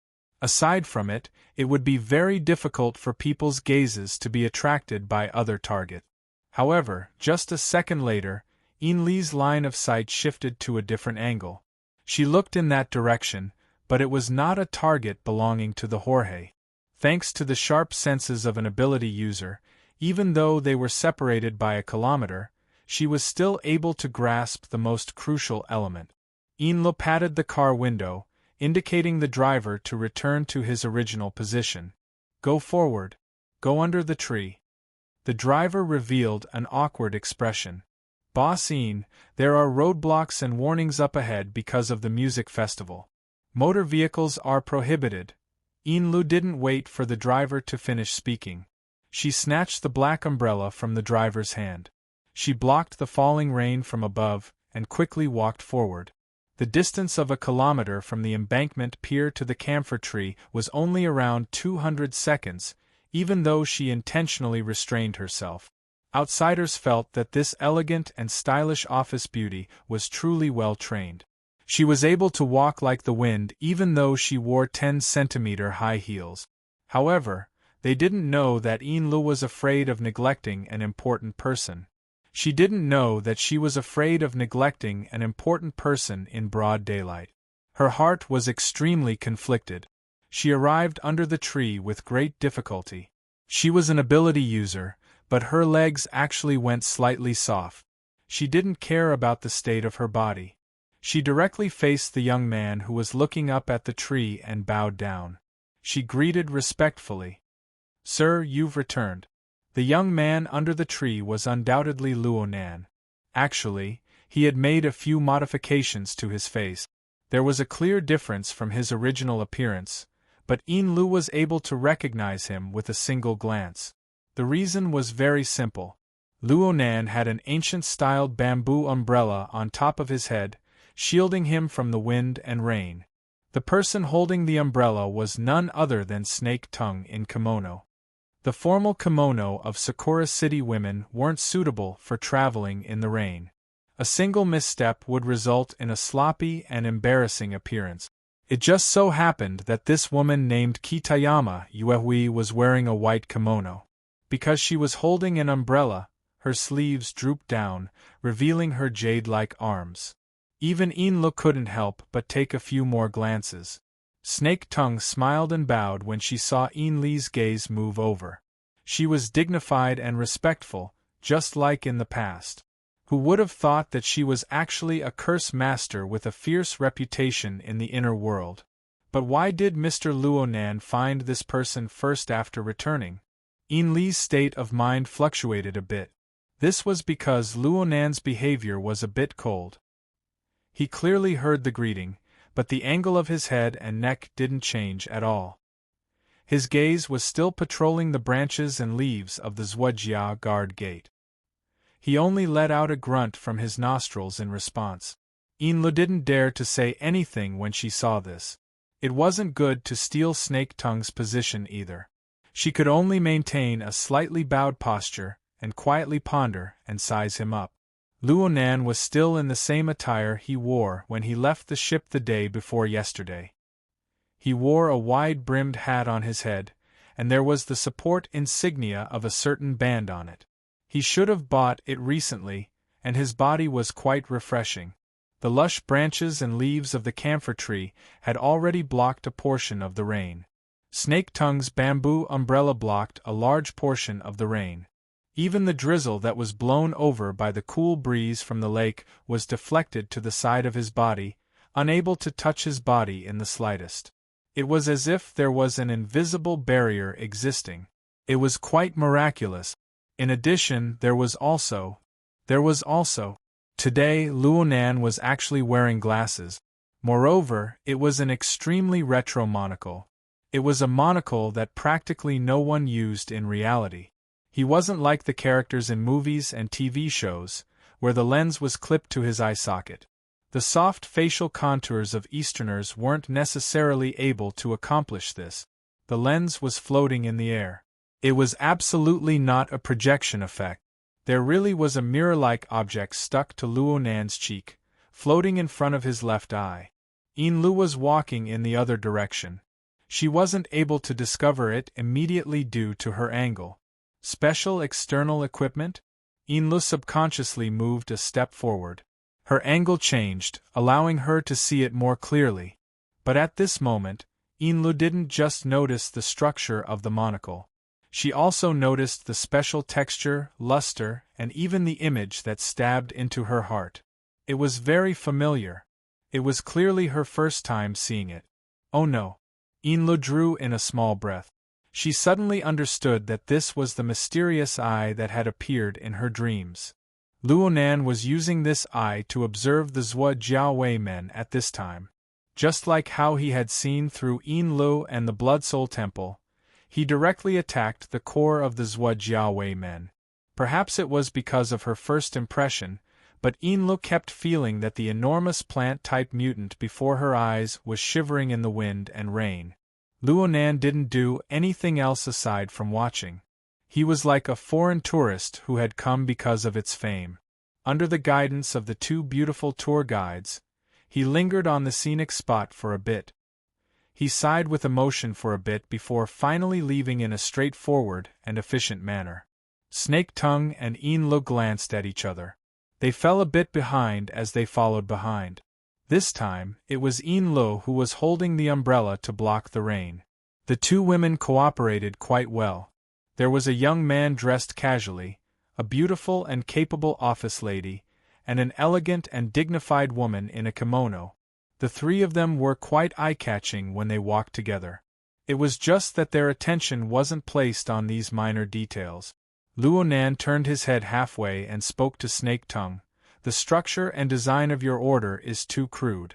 The imaginary configuration on the mental plane already has many flaws. The efficiency of entering the plane of reality is even worse. Yeah. When the order was established, it was just for the sake of a cover. Most of it was scraped together. It's too wasteful. I'm very sorry. From Yinlu's perspective, this conversation was a bit out of the blue. Luonan, who had been silent for 2 days, had suddenly appeared. Then, he studied the so-called structure of the myriad spirit order together with Snake Tongue. In the end, what was his intention? There's also your side. Ah yes. Luonan suddenly turned his head, causing Yinlu to instantly raise her attention by 120%. The Blood Soul Temple also has room for correction. The main thing is, Luonan spoke halfway through, but the floating monocle in front of him suddenly burst open with countless fine cracks. Some parts even burst forth with fine water droplets. The water droplets soon merged into the curtain of rain. If it weren't for the fact that Snake Tongue and Enlu were both ability users, they wouldn't have been able to see it. Judging from the material, the lens seemed to be condensed from water vapor. It was truly a magical technique. The shattered and warped lens blocked Luonan's eyes. It looked a bit ridiculous, but Enlu could see that this lens was clearly alive. At the very least, there was some sort of incorporeal power at work. Even though it was shattered, it continued to squirm. It seemed to want to recover to its complete state. Luonan furrowed his brows. In the end, he reached out with his hand and smoothed out the lens. However, there was still a relatively large hole in the center. Fine cracks could be seen on the periphery. In this way, the lens overlapped with Luonan's eyes. The black pupil just happened to be embedded in the hole in the center. Looking at it from the front, the eyes of a normal human suddenly turned into the cold vertical pupils of a viper. There was a kind of dizzying impact. "Mister?" Luonan rubbed the lens again, but he wasn't able to repair it a step further. He flattened his mouth in a bit of dissatisfaction and continued with his previous topic. "The problem of the Blood Soul Temple is the same as my current problem. There's nothing wrong with a configuration design on the mental plane. But in order to perfectly reflect it in the material world, I need to find a compromise plan. This is especially true for complex designs. Otherwise, even if I can support it for a while, problems will arise sooner or later. Speaking of which, Dean Wan promised to teach me the art of creation. I wonder if he still remembers it?" Enlu automatically ignored the last sentence. Her mind was completely led away by the phrase, "problems will arise sooner or later." As the deputy first ablatum of the order, she couldn't be any clearer. In the early years, the foundational sacrificial vessel that reflected the structure of the Blood Soul Temple in the Abyss District followed Luonan's judgment. It collapsed from within. The internal strife of the order was just a natural extension of this matter. She unconsciously tightened her grip on the handle of the umbrella. When she spoke again, her throat was a bit tight. "Can this problem be solved?" "It can be. In theory, it's possible," Luonan responded in an extremely relaxed manner. "It can be compromised with material properties. It can also be changed. Of course, there should be suitable materials in the vast world, waiting for us to unearth them. These are no longer the thoughts of configuration. They belong to the domain of creation. The difference is like a thought experiment and a physical experiment. The core lies in the cost of reality. As for the cost, it's the cost of reality. First, it has to conform to reality. Then, it's the cost. I came back this time to understand the conditions of reality. I want to take the opportunity to do a few experiments. I need your help." "We will follow your will. Sir, please instruct us." Enlu and Snake Tongue spoke at the same time to express their opinions. The two glanced at each other and revealed polite smiles. Luonan didn't pay attention to these small details. He spoke with his fingers. "The experimental base requires all sorts of processing equipment and testing instrument. Oh, I have these ready-made, but I still need to replenish them. Moving and the like is quite troublesome. Raw materials. Large amounts of raw materials to choose from basic minerals to artificial compounds. There are also extraordinary materials in the direction of the mutant species." Enlu had already opened up her work area. She quickly recorded and filtered suitable items from the database at the same time. The experimental base was fine, but when she heard the need for raw materials, her eyes lit up. The Great Swamp order seemed to be just right. There's also the experimental environment. The noise from the interference of space and time has been quite serious these past 2 days. Things haven't calmed down in Band City yet? Yes. I was just about to report this to you, sir. Chapter 803. Okira Ryuzo sat in his office, dressed in a suit and leather shoes.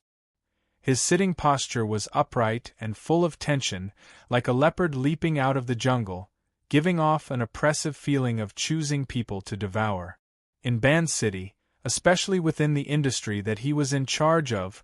Okira Ryozo did indeed have the nickname Leopard Head Specialist, which was circulated in private conversations among people. One referred to his spirit, and the other referred to the old scars on his face. He did not mind this nickname, and he even intended to keep improving on this basis, because this was the medal of his many years in the field of ability users, and it was the symbol that he was most proud of. But now, the posture was still there, and he looked around, but he could not find a target to exert force on. Outside his office, his subordinates were hurrying back and forth, all moving and processing all kinds of documents, preparing for the sale and handover work that was coming soon. This made him feel even more that the foundation of his career had collapsed. To be exact, it should be a sense of powerlessness. His real goal had always been there, but in the face of a behemoth like the Amaterasu cult, in the face of the extreme power of two extraordinaries, let alone an old leopard like him whose claws and teeth were blunt, even if the entire Great Marsh cult staked everything on one throw and fought with all their might, what was the point? More importantly, just the thought of this rebellious resistance made one feel uneasy. Just as he was sighing, his secretary called and asked for instructions. "Specialist, I'm sorry to disturb you, but we have received 2 quotations for the processing plant." Okira Ryozo's attitude was strict, and his fangs and claws finally had a place to exert force. "Is it necessary to disturb me for this kind of thing? I'm very sorry. Taijima, you have to fulfill your due responsibility. Don't repeat this information before the deadline for the quotations." "I'm sorry, Specialist, it's my problem." Secretary Taijima was panicking and repeatedly apologized with a trembling voice, very much in line with the image of a prey being hunted. She was also struggling to explain, but one of the quotations came from Director Jiang. She and some of the factory staff jointly submitted a quotation, and we did not consider this situation. Okira Ryozo was very surprised, and temporarily let go of the poor Secretary Taijima. After hanging up the communication, he opened the quotation and looked at it carefully. The more he looked, the more he frowned. What is she doing here? Jiang Zhong, a female scientist with a strange name, was born in the wilderness. In name, she was the technical director of the processing plant for sale, but it was just a title. Her real job was the project manager of President Song Ping's private research institute, and the 2 jobs were actually unrelated. Oh, speaking of which, that project could be considered as the human resources department of the processing plant. Of course, this was just a joke. Did Madame Jiang really think that she was HR? If it weren't for the quotation sheet, Ao Ping and Rong San wouldn't have known that Jiang Zhong had such a close relationship with the middle and basic staff in the processing plant. Judging from the labor cost of the processing plant every year, the people on the list of quotations would have to go bankrupt to gather enough money to pay for the purchase. What a charming woman! Okira Rong San is amazed. She has not been in Osaka for many years, and even has the title of remote mentor, but how does she manage this network of interpersonal relationship? Frankly speaking, at this time, Okran Rong 3 clearly felt offended. After all, he was the person in charge of the processing plant. Anyone who was in his position would have their self-esteem hurt if they were unaware that a small circle had been created right under their noses. The problem was that he couldn't take revenge. Because Madame Zhang's other identity was that she was a close friend of the president for many years. She was the kind of close person that would make people doubt the purity of the friendship between a man and a woman. Okira Rong 3 was a little suspicious that the behavior of Jiang Zhong and the others was the president's idea.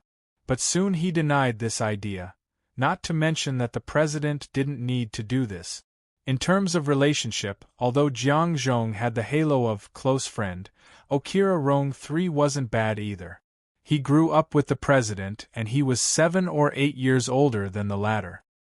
He had always been the president's henchman, and could be said to be the president's eyes and ears, as well as his confidant. If there really was some arrangement, there was no need to beat around the bush. Okira Rong 3 gradually sorted out his thoughts. In the end, he still had to inform the president about this matter, but now the first problem was to figure out the plans of Jiang Zhong and the other bidders. Even without considering the factor of Jiang Zhong, the middle-level backbone of the processing plant's joint quotation also reflected their serious uneasiness about the current situation. For the church, it was a bad sign that they had lost control. At least, they didn't pass the confidentiality barrier. Okira Rong 3 thought for a moment, then dialed the number according to the contact information on the quotation list. The strange number brought a wonderful feeling. He was the actual person in charge of the processing plant, but he rarely interacted with the technical director of the factory, so he didn't even have a private contact number. This lady didn't have any consciousness of working for the Great Zhe Church or the Songping family.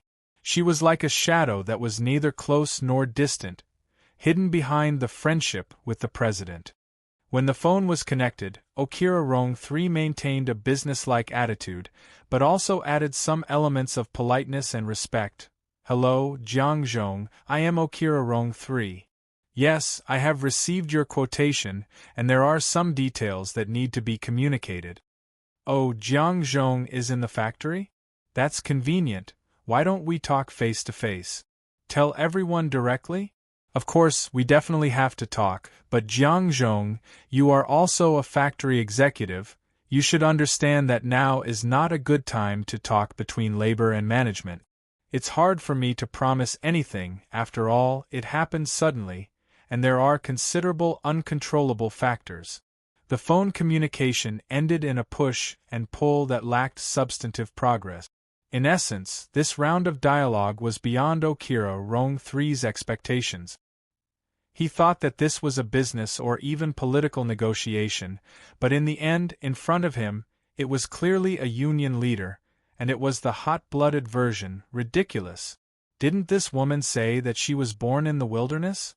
She usually presided over such a project with a gloomy and treacherous style inside and out. How could she be so naive in doing things? Did she stay in civilized society for too long that she forgot what the wilderness looked like? Osaka was not the wilderness, but the conflict brought about by survival and faith would only be more cruel than the disorderly wilderness. This was the situation faced by the Great Zhe Church. If they couldn't bear it, they could either escape or die. Well, an irresponsible person had already escaped first, in an extremely absurd way. The explanation from the headquarters shrine: was it really not a bad joke after drinking too much? Okira Rong 3 pulled off his tie and exhaled heavily, letting the absurdity and depression in his chest have a channel to release. At this time, Secretary Taijima called again. "Specialist, I said don't disturb me. The president is here. The submarine is parked at the inner dock." This place was only a few steps away from the inner dock. While he was in a daze, the sound of a chair being pushed and pulled and Secretary Taijima's respectful greeting came from the outside. Aohei Rongzhou hurriedly stood up, rearranged his tie, and buttoned up his suit. As soon as he finished the action, the outer door was opened after a deliberate knock. The president of the Great Zhe Church, Matsudaira Yoshio, strode in. Okira Rong 3 hurriedly came out from behind the desk, bowed his head, and saluted. "President." Matsudaira Yoshio was a man in the prime of his life, who was less than 50 years old. He was skinny and had a casual crew cut. His slightly sunken face was also covered with a ring of stubble. He wore a casual suit without a tie, and his collar was open. He looked a little slovenly, giving off the feeling that he was more like an entrepreneur in the technology industry than the heir of a family shrine. In short, he didn't quite match the social atmosphere in Osaka. However, Okira Rong 3 knew that this president was a meticulous and ruthless person. Otherwise, he would not have been able to quickly rise to the top in the traditional environment of Osaka where old-school politics prevailed. In the entire Great Zhe Church, only the head of the shrine and the lord were above Matsudaira Yoshio. However, those two rarely asked about worldly affairs, so as the actual controller of the Great Zei Church, Matsudaira Yoshio basically controlled the core power of the church, which happened in recent years. Matsudaira Yoshio sat directly in the seat that originally belonged to Okira Rong III. He stretched his body and was very relaxed. Tonight, the TCC is holding a temporary coordination meeting. I came early, so I stopped by to have a seat. Okira Rong III bowed his head again. Thank you for your hard work, President.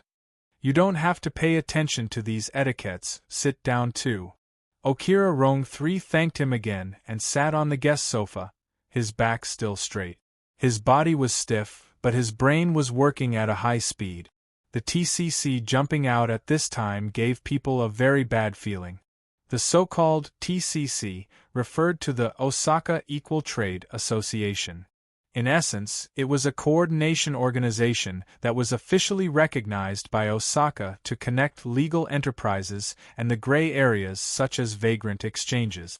At present, it had basically become a platform for the organizations of the inner world in Osaka to obtain and coordinate interests. With the existence of the TCC in Osaka and the high and mighty Amaterasu Church, coupled with the numerous church organizations, the inner world's share of interests was greatly reduced.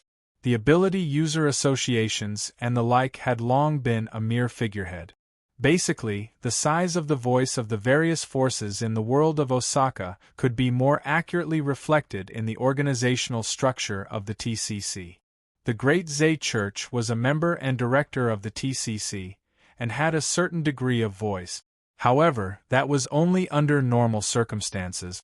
With the current situation in Osaka and the situation of the Great Zei Church, such a coordination meeting wouldn't turn into a censure meeting or something like that, right? Okira Rong III was quite worried. However, looking at Matsudaira Yoshio, this president who had only been in the position for a few years still maintained his usual demeanor. This made Okira Rong III admire him, but he also felt a little lucky. Could there be room for adjustment regarding the news about that lord? Okira Rong III's mind was filled with thousands of thoughts, but in the end it only took a few flashes of thought. On the other side, Matsudaira Yoshio had already started talking about the progress of the mission. Okira, you did a good job in raising funds.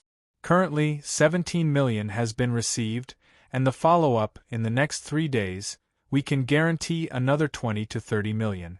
However, a large amount of funds still needs to wait for the processing plant and other assets to be processed, which will take more than a week. A week, it's possible. Really? Are you sure the Great Zei Church can still continue until then? Okira Rong III's heart surged with pessimism again. This emotion came so violently that it caused him to temporarily lose control. The question that had been coiled in his heart blurted out. President, is it really as the abbot said, that Lord left Osaka?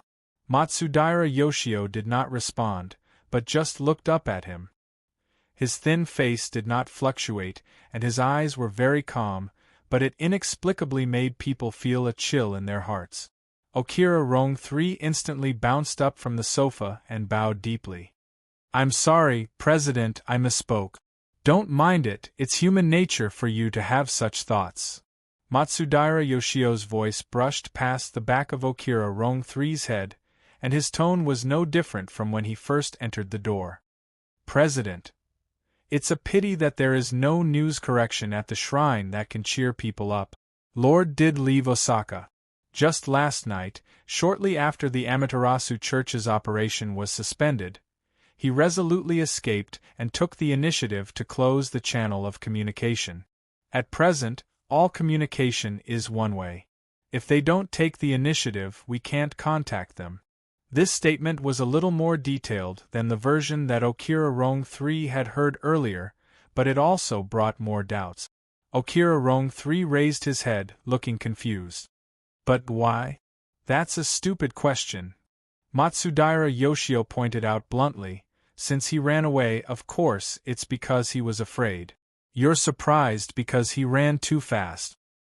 Although he had always known that in recent years, His president had become more and more sharp and direct, less and less like he was born in Osaka. But such sharp words that tore apart all concealment and even all dignity still made Okira Rong III, who had served the Matsudaira family all his life and worshipped that lord, speechless for a long time. His feelings were so complicated that it was difficult to describe. At this moment, Matsudaira Yoshio received a phone call and turned to communicate with the other side, which also gave Okira Rong III a chance to breathe and digest. He stood there, looking at the president behind the desk who was calmly communicating with others, and was a little dazed for a moment. The wilderness was really a place that changed people. Okira Rong III still remembered that Matsudaira Yoshio was a young man who was unwilling to be lonely and easily hot-blooded. He did a lot of stupid things, and many times he needed to clean up after him. The stupidest thing Matsudaira Yoshio did was naturally to leave the family's plan and wander alone to explore the wilderness. That was a big trouble that Okira Rong III couldn't persuade back then, nor could he handle. It was this seriously out-of-line adventure in Osaka's traditional family that changed everything. Matsudaira Yoshio finally returned safely from the wilderness. Through those years of experience, he had gained more knowledge and skills. The once hot-blooded young man seemed to have been reborn, becoming more profound and powerful day by day. But for a long time, he became a different person and was excluded from the core circle of the family. Okira Rong III suffered an even greater impact. Because of his dereliction of duty as a retainer, he wasted a long time. He struggled for many years in a frontline executive department like the Vanguard and narrowly escaped death several times. But even so, Okira Rong III still insisted on his identity as a retainer and stood firm in his position since he was young. For him, it didn't matter how many other changes there were. As long as Matsudaira Yoshio's trust in him remained unchanged, it was the best result. And that was the truth. Okira Rong III's perseverance paid off. After Matsudaira Yoshio took over, Okira Rong III's position within the order skyrocketed. In just a few years, he reached the position of a special director and became Matsudaira Yoshio's most trusted spokesperson. Oh my, looking back on the past, there was really a feeling that things remained the same, but people had changed. Perhaps as he grew older, similar emotions were inevitable. In the end, it was Matsudaira Yoshio who woke him up from his trance. After hanging up, Matsudaira Yoshio reported the latest news. At tonight's coordination meeting, the LCRF's commissioner will also be present. LCRF. Okira Rong III was really shocked. The LCRF was the endorsement agency of the world's most powerful tycoons, the Dream Fund of Immortality. In Osaka, where old-school politics prevailed, it had an extremely strong influence. At the same time, it was also one of the biggest financial backers of the Peace Trade Association. Every year, through this channel, it took away several times the amount of investment. Usually, the LCRF was more aloof, just like a normal investment company, but as long as they were personally involved, Okira Rong III quickly recalled the interest relationship between the Dezawa Society and the LCRF. Coupled with the restrictions of the Peace Trade Association, he knew that the three parties wanted to meet, and the context of the matter seemed to become clear. Is it because of the blood vessel platform? Oh, maybe. Then our laboratory. The Peace Trade Association is just an outsourcing company. It's originally just a matter of looking at people. If the production line over there changes, it's normal for us to change. Matsudaira Yoshio's nonchalant performance made it difficult for Okira Rong III to make any further comment. After all, the blood vessel platform project was managed by the Dezawa Society, and most of it was managed by Matsudaira Yoshio's private laboratory. He didn't really understand. Speaking of private laboratories, Okira Rong III naturally thought of Technical Director Jiang Zhong. Regarding the offer, this was a good opportunity. President, I have something to report to you. It's about Ms. Zhang's offer. Offer? Behind the desk, Matsudaira Yoshio raised his eyebrows and looked straight at him. It was obvious that he was no longer in a state of nonchalance. Yes, Ms. Jiang and some middle-level and grassroots employees of the processing plant jointly proposed the intention to buy the processing plant. Occupant Rong 3 roughly introduced the offer and the previous simple communication. His attitude was very proper, without any personal emotions. Originally, the processing plant was destined to be sold, and it didn't matter who it fell into. In the end, the criteria to determine whether this transaction was successful were how much could be realized, and whether it could satisfy his president. As for his own likes and dislikes, it was never a problem. Matsudaira Yoshio was not Okira Rong 3, but Okira Rong 3 was Matsudaira Yoshio. This was his belief as always, and it was also his wisdom. Then, he saw his president smile, which was rare. So that's how it is. I understand. President? Maybe it's guilt, or maybe it's an anesthetic for self-redemption. She has always been naive. This was the first time Okira Rong 3 heard his president's evaluation of Jiang Zhong. Coincidentally, it was the same as his previous unspoken criticism. Of course, Okira Rong 3 wasn't naive enough to believe that the meaning of the two's words were completely the same. He quickly swept a glance at the smile on Matsudaira Yoshio's face, and he already knew what he should do. The newly purchased yacht soon welcomed its new owner, and the process was extremely smooth. The yacht went upstream from the Ohori River and advanced 20 kilometers into the depths of Beishan Lake. The yacht's functions were all normal, and the clamor of musical activities in this body of water was basically digested between the spacious water and sky. However, the journey to the next destination was much slower than expected. The problem lay with the new owner for this situation to occur. Luonan didn't express any opinion towards the replacement yacht, even though he hadn't had the time to modify the gentle wind layout of the lower deck living area. There was a clear difference from the previous yacht. For him, it was probably just a change of vehicle to sit and rest. Luonan, aside from the initial understanding of the latest situation in Ban City, placed all of his attention on the damaged monocle. Luonan said, "Let's first solve the current problem, then go find the corresponding materials." Then he spent a full 4 hours to repair the monocle to its original state. Moreover, he was still in the process of doing post-production tests. So Enlu understood that the seemingly sparkling and transparent lens actually possessed an inconceivably complex structure and an even more inconceivably complex manufacturing method. From Luonan's mouth, it was just an imaginary structure. It was a temporary mold that needed to consume large amounts of energy at all times. She really didn't know how harsh the requirements would be if she were to use the so-called creation method to create it. It was hard for Enlu to guess Luonan's experimental plan, but she was already nervous. While Luonan was working, she had already made a round of phone calls with the relevant intermediaries and manufacturers of the destination. She had to understand the market and not fight an unprepared battle. Since this was a relatively professional field, Enlu didn't know whether her efforts would ultimately be able to achieve her wishes. However, when the effort people put in overflowed, they would often obtain some benefits from other sources.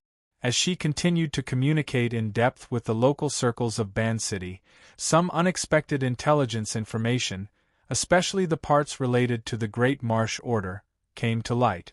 More and more details and rumors were exposed. After organizing and analyzing the information, Enlu felt that it was necessary to give Luonan another report. So she took the organized information and once again entered the living area on the lower deck of the ship. It was already nighttime. Natural lighting was no longer enough to support the illumination of the living area. The warm and harmonious lights lit up, illuminating the light-colored tatamas and the most classic wood color of the wind. The entire living area was covered in a layer of warm luster. It actually looked quite warm. It was said that this yacht belonged to the president of the Great Marsh Jusher Commune, Matsudaira Yoshio. That person was famous for being sharp and callous. His family life was a mystery, but who would have thought that he would approve of such a style? Oh, it was unexpectedly compatible with a certain someone. That certain someone was naturally Snake Tongue. This Northmont Yuehui was a curse master. She wore a traditional formal attire that matched the style of decoration in the living area. While Luonan was engrossed and Inlu was busy, Snake Tongue wasn't assigned any task. She just stayed by Luonan's side. She poured tea, tidied up the layout of the cabin, and did some servant and attendant work. She actually knew quite a few things. When Inlu arrived at the lower deck, she saw Snake Tongue kneeling in front of Luonan like a traditional Japanese woman from a TV series. She served him tea at a suitable temperature, then she retreated with a kneeling posture. The room was extremely quiet. There was only the rustling of the moon-white kimono against the tatamas. It carried the rhythm and sound of life. Snake Tongue's head was lowered the entire time. From Li's angle, she could only see her meticulously combed jet-black hair, as well as her snow-white neck and a small portion of her back muscles under the illumination of the warm light. Even so, it was enough to make people sigh in admiration. Humans naturally lacked resistance to smooth and exquisite textures. Plus, the person before her eyes was warm and vivid. She possessed an outstanding figure and the beauty of her charm. She was nothing more than a living beauty. Inla wanted to extend her finger over and test the feeling. But from Li's perspective, the most moving aspect of Snake Tongue was that she was able to use her astonishing concentration to serve Luonan as he walked, sat, and lay down. She carved out those seemingly meaningless details for the sake of perfection. In terms of efficiency, there was nothing to criticize. If a company or an organization did things like this, they would be finished sooner or later. But when it came to interpersonal relationships, this method of doing things manifested a pious and pure attitude. It was as if it didn't involve any calculations. It was a matter of course and right. The essence of this method was classical, traditional, and old-fashioned. It was the morality and aesthetics that the vast majority of men yearned for. Right now, Luonan was sprawled on the tatamas. He was dressed like a young man that could be found anywhere on the street. But Snake Tongue's posture was clearly that of serving a noble. What era was it now? What kind of person was Snake Tongue? It was clearly impossible for her to be that type of person, but she was able to perform flawlessly. She was able to move freely and smoothly. Even though Luonan didn't look her in the eye, she didn't display any dismay or slackness. She didn't show any signs of acting. She didn't show any signs of impatience from beginning to end. She did her best to avoid disturbing Luonan's train of thought. But she was like the warm soup of a spring. She seeped in through the minuscule details. She was everywhere. Both of them were experts in serving others. Inlu could understand how superb her methods were. She was ashamed of her inferiority. There was far too much observation and judgment involved. There might even be some high-level sensing abilities involved. She really is a terrifying woman. Inlu sighed silently. She had placed an extraordinary amount of attention on Snake Tongue. To put it bluntly, it was because some sort of competitive crisis had turned into reality. The position of a secretary was far too easy to replace, especially a personal secretary.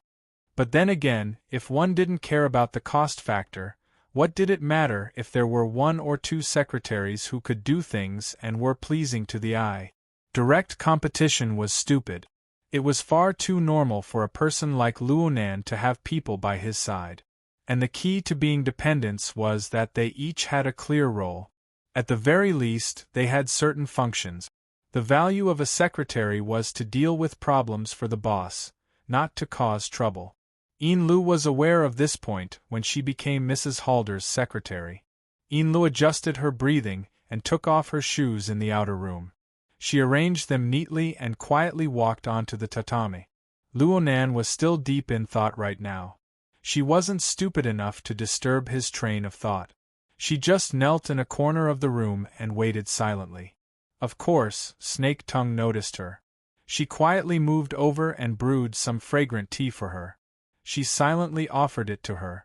Her posture was still humble, as if she were the lowliest of maids. Enlu suppressed the slight uneasiness in her heart and bowed in thanks. Snake Tongue's courtesy toward Luonan was something she couldn't bear. This sort of deliberate respect was perhaps the hidden edge of Snake Tongue. Time passed by in tranquility, second by second. Nearly 40 minutes passed by, and Luonan, who had been competing with the monocle floating in front of him all this time, finally let out a long sigh. Then he stretched his body. It was probably because he was more relaxed in the quiet space. He fell straight back and stretched his arms and legs properly on the tatami. His back rubbed against the tatami, and he wanted to do another roll. And at this time, Luonan finally broke away from his pure ego state. The true environment of his surroundings was reflected into his heart. He let out a sigh and hurriedly propped his upper body up. He was unable to conceal the childishness that had been suppressed to his bones no matter what. Luonan was a bit embarrassed, but he soon discovered that the other two people in the room were maintaining proper sitting postures. Their eyes were drooping and their eyebrows were lowered. They didn't speak or move. They were like two statues. Forget it. He would just pretend that they didn't see it. Luonan grinned and straightened his body. He pondered over what he should say. Snake Tongue, who was not far from him, walked forward on her knees. She arrived behind him and extended her hand to touch his shoulder. After a brief pause, she began to knead with a technique of appropriate weight. Luonan instinctively slumped his shoulders, but he didn't take the next step in the end. He turned his head to look at Snake Tongue. This Kursminster, who was well known in the industry, was a dignified B-rank expert. Her expression was tranquil. She didn't say anything at all. She just concentrated on the tapping and kneading of her palms. It was as if everything was natural and right. Well, her technique was quite good. At least Luonan, who lacked experience in this field, felt quite comfortable. This was the case from his body to his mind. Luonan possessed the ability to pry into the desires of the human heart and control the mind and soul. But at this moment, he discovered that all of the fundamental changes didn't need external help. They all came from himself. Unknowingly, it was as if a layer of cushion had been placed in the bottom of his heart.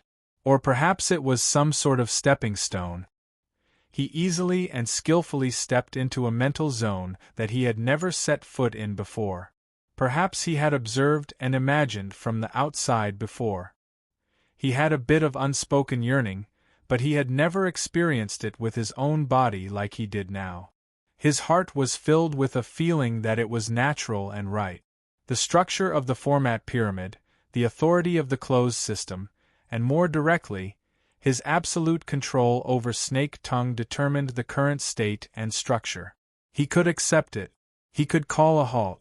But no matter what, he possessed the absolute right to choose. Calling a halt. It was quite comfortable. Why did he have to stop? A smile naturally overflowed from the corner of Luonan's lips. His body slightly swayed under Snake Tongue's perfect technique.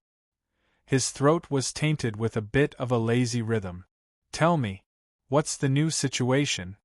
What a warm pool of living water. Enla maintained her lowered posture, but her mind was in a trance. Luckily, the tempo of the atmosphere in the room had completely relaxed.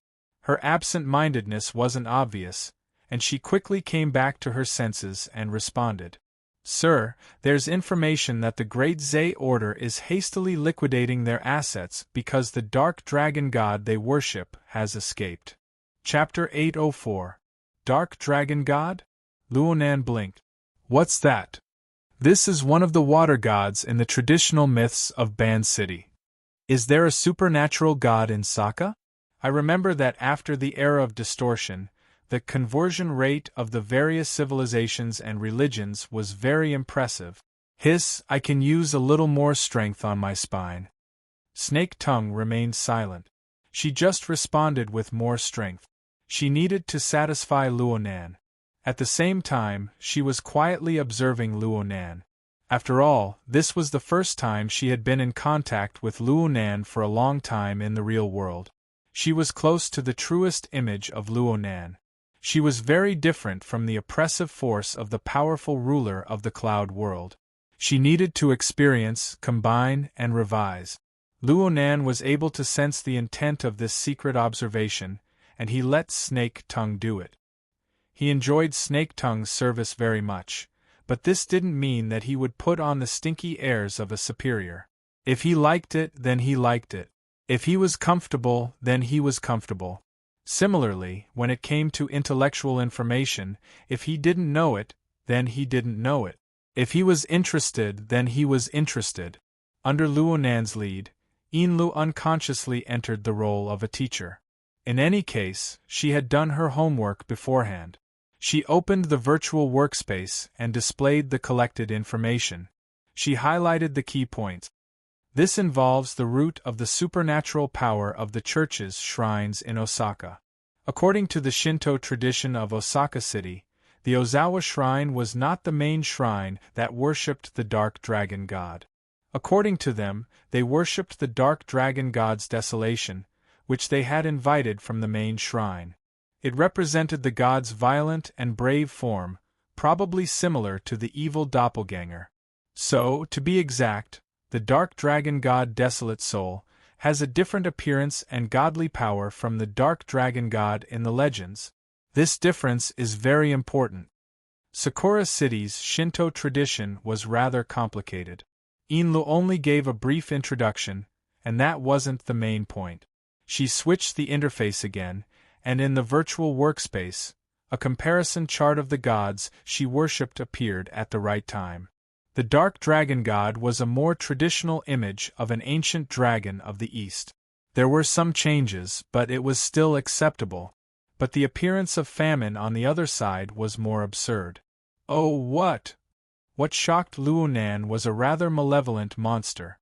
Its overall silhouette looked like that of a water buffalo, but its four limbs were more like the limbs of an insect.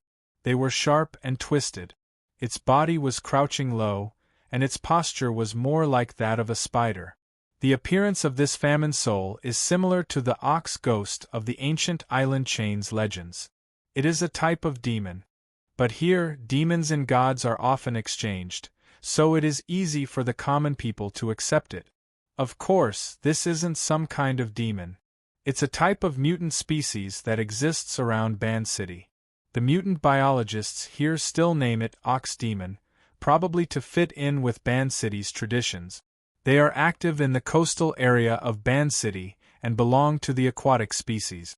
However, they often follow the river to the northern mountains to hunt. Most of them come and go alone. They have a large range of activities and are very dangerous. Mutants and deities. Sounds familiar. Luonan felt that this part was a bit familiar. He gently shook his head under Snake Tongue's kneading as he searched through his memories. Oh right. Sister Yuane told me about it before. It was a series of general knowledge classes arranged by the Xia City branch shortly after he entered the Inner World Circle. Yuane was talking about the world order in and out of the psychic wave network. The main content was about the distribution of power between the inner world and the mortal world, as well as the series of bright and dark rules during operation. He did mention a few things about the situation in Banqing. Yinlu stopped. Then, keep talking, especially about the mutual achievement between mutants and deities. It should be this. I've pretty much forgotten about it. Yes. Yinlu took a deep breath. She made slight adjustments according to Luonan's demarcated scope and continued her explanation. The background of the so-called mutual achievement is this. After the arrival of the era of mutants, Banqing was built upon the ruins. It became the only large-scale city on the archipelago, and it basically inherited the culture of the archipelago. However, a few years before the appearance of supernatural powers, the tradition of the divine path didn't seem to possess the soil to produce mortal powers. This continued until a certain ability user, who came from a traditional shrine and possessed an extreme factor of madness, did an inconceivable experiment. Of course, it was possible that his mind had suddenly gone insane. He used the god sacrifice ritual to directly connect his own deity with a powerful mutant that was wreaking havoc around the archipelago at the time. He prostrated himself in worship, and the connection was truly realized. He received feedback, forming a sort of symbiotic relationship. Because of this, many of the secular clergy members of that shrine became ability users in a single leap. No matter how absurd the cause was, in the end, it opened a door to the extraordinary level for the traditional power of the divine path in Banshing. Admittedly, the era of mutants was a place where demons danced wildly, but it was more in line with the tradition of the divine path, which had always had faith in animism. Mountains, rocks, plants, birds, beasts, and even the resentment of souls could all become spirits and monsters. There was a foundation for the masses. There was a foundation of faith from over 100 million people. There was substantial feedback from supernatural powers. It was reasonable for this system to grow larger and stronger. Thus, the surrounding orders of Banshing flourished greatly. All kinds of shrines were erected in great numbers, becoming the famous city of myriad gods. Luonan nodded his head over and over as he listened. Now I remember. Mutant birds, beasts, plants, and trees were used as deities. They should be used as the sustenance of a specific collection of imagination. If the mental plane possesses the rule of configuration, then there are mutants possessing supernatural powers as platforms and carriers. It is possible to realize a leap from 0 to 1. Therefore, as long as the basic conditions are met, the forms of supernatural powers are very flexible. Mr. is right. Enlu agreed and continued speaking. It's just that the system of the divine path of Banshing also has an enormous flaw. Those so-called gods were still aberrations at the root. Most of them have yet to be rid of their wild nature. Some are muddle-headed, while others are sinister and savage. It isn't easy to consecrate them and use them for a long period of time. Some small orders, such as the Temo Shrine, often suffer backlash because of this. Their system collapses. The shrine that was the first to eat crabs has long since been annihilated and forgotten. Although there are many orders in Banshing, only the Amaterasu order has truly become popular. It isn't the traditional path of the divine path. Luonan laughed. The Blood Flame order was an ideal order. They had their own sense of superiority. It was normal for them to not be used to the wild zen of Banshing. The three great secret orders, the Order of Justice, the Amaterasu Order, and the Eye of Secret Contract, had never given their position of deity to others. The Order of Justice was considered the most special. They possessed the factor of worshipping holy objects, but they also carried out the concept of complete logic. They used pure rules as a key link, and they possessed the ability to materialize. Creating something out of nothing seemed illusory, but it was actually the most stable. Luonan suddenly thought of something. He turned his head and smiled at Snake Tongue. Your myriad spirit order is too casual. Their sacrificial rites and incantations are all over the place. They lack sincerity. I've made a fool of myself in front of my lord. Snake Tongue was calm. Although she was born in Banshing, a lineage of the divine path that could be called pure law, her natural disposition was callous. She didn't have any protective heart.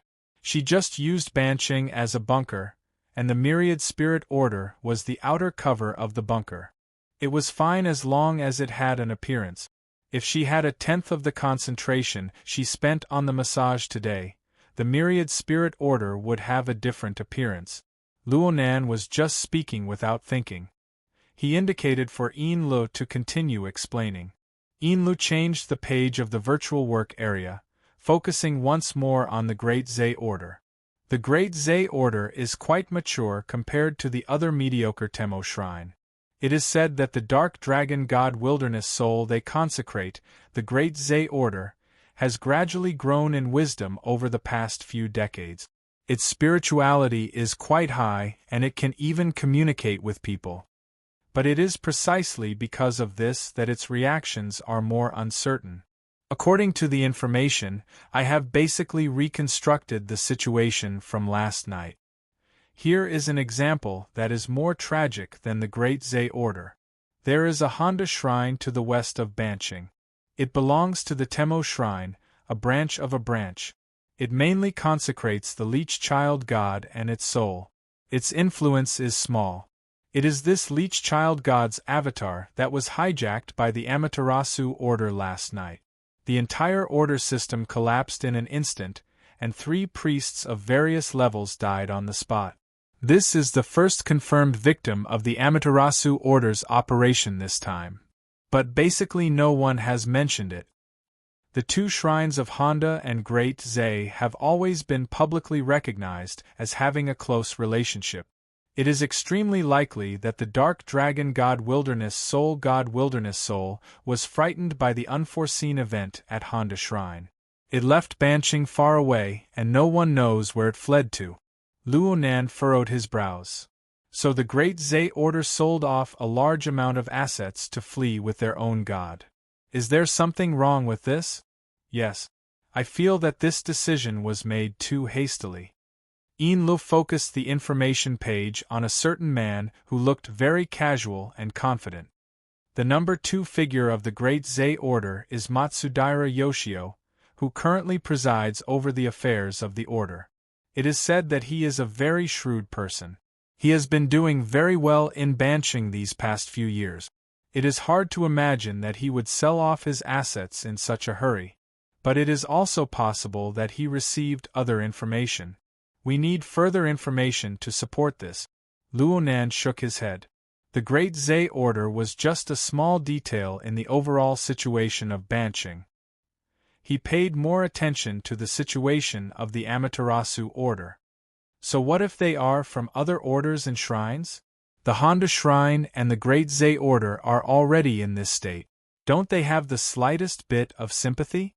Can they still hold on? The dark dragon god ran away. So what if there are other so-called gods?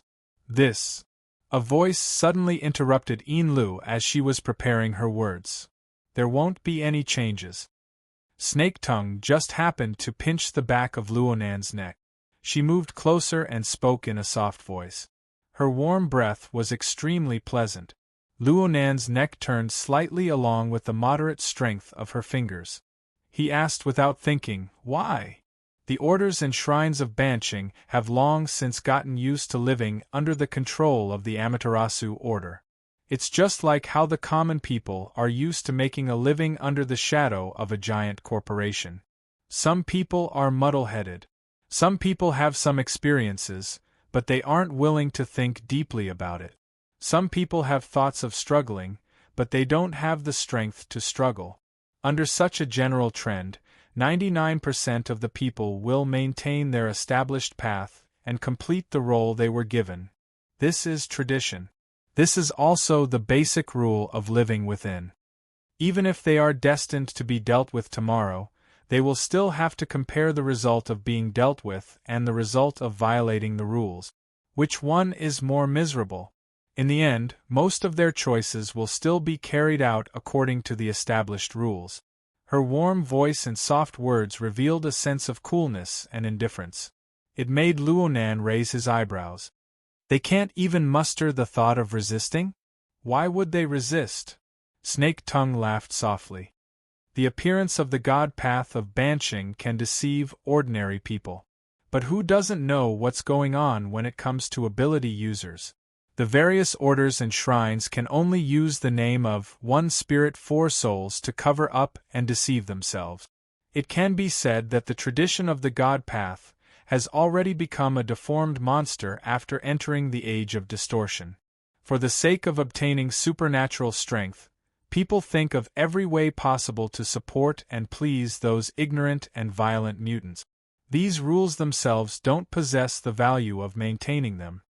For many people, The Amaterasu Order's nation of gods is more interesting than the tradition of the god path that has gone astray.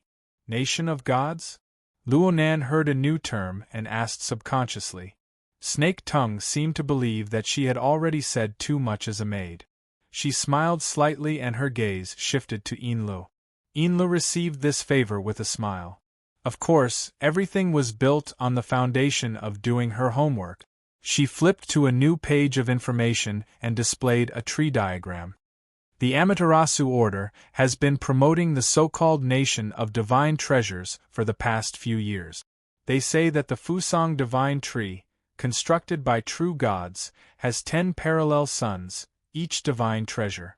Each divine treasure is a world, and each world is the dwelling place of the gods.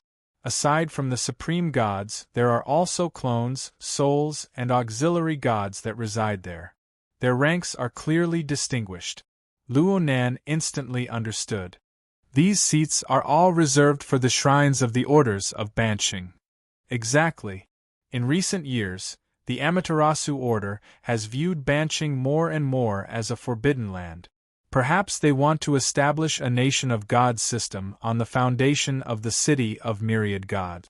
It is similar to the tradition of the god path of Banshing, but it is actually different. It is very much in line with the cultural traditions here. As for what will happen after harvesting these mutant gods, it is hard to guess right now. Snake Tongue's fingertip streaked across the back of Luonan's neck. She continued to speak softly and slowly. She added, "There is no need for a reason under power. But if there really is one, then the people of Banshing will be quite satisfied." "So it's like this," Luonan responded with a single sound. Then he narrowed his eyes and spoke no more. It seemed that he was pondering, but it also seemed that he was simply enjoying Snake Tongue's technique. His mind was absent-minded, and he didn't know where to go. This period of silence lasted for an especially long time. Normally, Inli's mental fortitude was lacking. However, Snake Tongue was present before her eyes. She more or less had a competitive streak in her heart. She saw that Snake Tongue was humble and calm when she accompanied Luonan. Inlu didn't want to fall behind. She secretly learned from Snake Tongue, and out of nowhere, she gained a tranquil air. She endured through the most unbearable period of time. The cabin returned to silence. Only the soft sound of the ripples of the ship traveling at low speeds could be faintly heard. It gave the warm cabin a layer of coolness. Nearly 40 minutes had passed by the time Luonan opened his mouth again. He let out a sigh of emotion. Banshing doesn't have the psychic wave network, but the overall structure of the mental domain is quite lively. Sure enough, each place has its own custom. Inli's somewhat stiff mind suddenly woke up. "Sir, are you referring to?" "I'm talking about the surrounding environment of the mental sea. You've listened to my lessons, right?" "Yes." "The madam has requested that everyone in the order from top to bottom repeatedly research and study it." "Ha ha, there's no need to be so exaggerated." Luonan's body and mental state grew more and more relaxed under Snake Tongue's exquisite technique. He laughed and waved his hand. "It's fine as long as you know a few words that I forcefully named. I'm talking about Banshing. Normally, the mental sea is chaotic and orderly. As the cage bubbles are born and extinguished, there is a relatively clear trend. It gathers towards a few relatively solid existences. Some of the gatherings are arranged in a very orderly manner, layer upon layer of accumulation and operation. Some are done especially well. They make full use of the accumulation of believers. Even those who don't have the qualifications to enter the Overlook Abyss District can make contact and probe in, using some of the power there. This is the meaning behind the existence of a large number of orders and shrines. Looking purely from the usage of supernatural powers, the atmosphere here is actually better than that of Xia City. It's more efficient, and it has more configurational thinking. However, it's a lot less independent. It's all the same. There aren't too many surprises. It lacks the power of barbaric growth. It's like It's like something in a petri dish. Yeah, if you zoom in a bit more, it's like a greenhouse. This must be the most authoritative review from the perspective of configuration, right? Inla memorized these words in her heart. She pondered a few times, and she suddenly realized something. Sir, are you saying that there are people deliberately guiding and cultivating here? Is it the Amaterasu order? But they've only been established for 20 to 30 years. The deformities of the divine path and the mutual achievement of each other happened even earlier. It doesn't matter who planted them. They're harvesting them anyway. No, it's like the ingredients for the meal have already been prepared and put into the pot. They can be done right away, but someone interferes midway. Let's not even talk about the operation being halted. The duck that was about to enter the mouth has flown away. TSK. It seems like I'm the reason? Huh! The Luo family's sandwich domain. It doesn't seem easy to explain. In short, it's a continuous effect caused by the interference of space and time. If the Amaterasu order has really delayed their operation because of the turbulence of space and time, then I'm most likely involved. If they catch me, I'm afraid they'll fight me to the death. Amidst Luonan's loud laughter, Snake Tongue's kneading motion paused for a moment. Inla cast her gaze over, but she didn't dare to linger on Luonan's face. She just met Snake Tongue's gaze, and she looked away at the same time. At this moment, Li's heartbeat sped up. It was as if there was a line of sight shining over from the Amaterasu Pure Land in the outer seas of Ban City. No matter what the situation was, going against extraordinaries would never make things easy for them. However, Inlu recalled the miraculous movie viewing experience she had a few days ago. The extremely close angle of view caused her to have a sort of misconception. Actually, I've done it with extraordinaries a long time ago. Her taut mind suddenly relaxed. She raised her head and saw Snake Tongue calmly and peacefully continuing her massage. What a shrewd woman! Inlu didn't want to fall behind. At the very least, she couldn't lose to Snake Tongue. She controlled her emotions, and her train of thought gradually became clear. She took the initiative to open her mouth and ask. Mr. Luo said in his lecture that contact is invasion in the sea of consciousness. We don't dare to make wild guesses about Mr. Luo's realm. However, Ban City is the headquarters of the Amaterasu order. Can the mental senses of those two extraordinaries probe and search? It's basically impossible right now because it's chaotic enough. Luo Nan twisted his neck, but it caused the muscles and bones of the lower half of his body to make faint sound.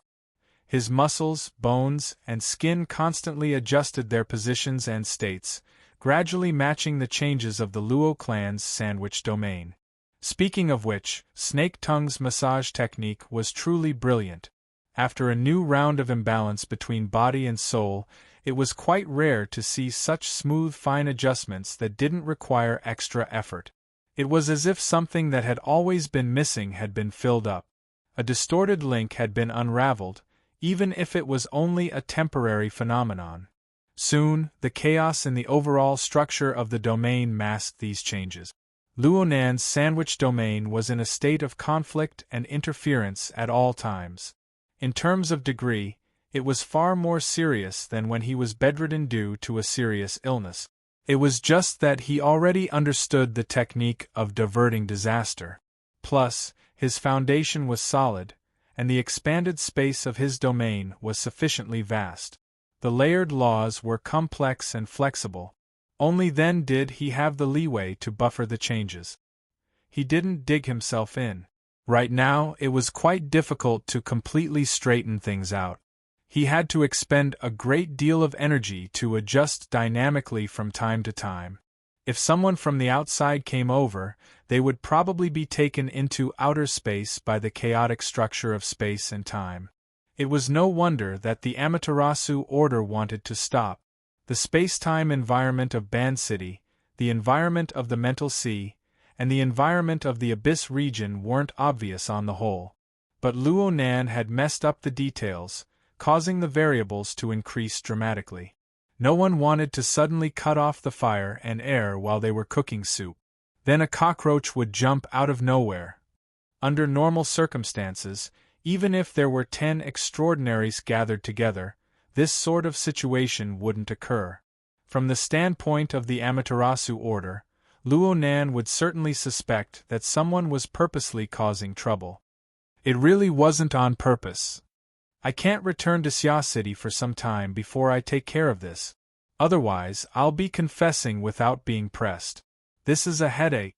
Luo Nan had yet to find a new and relatively stable body and soul coupling mode.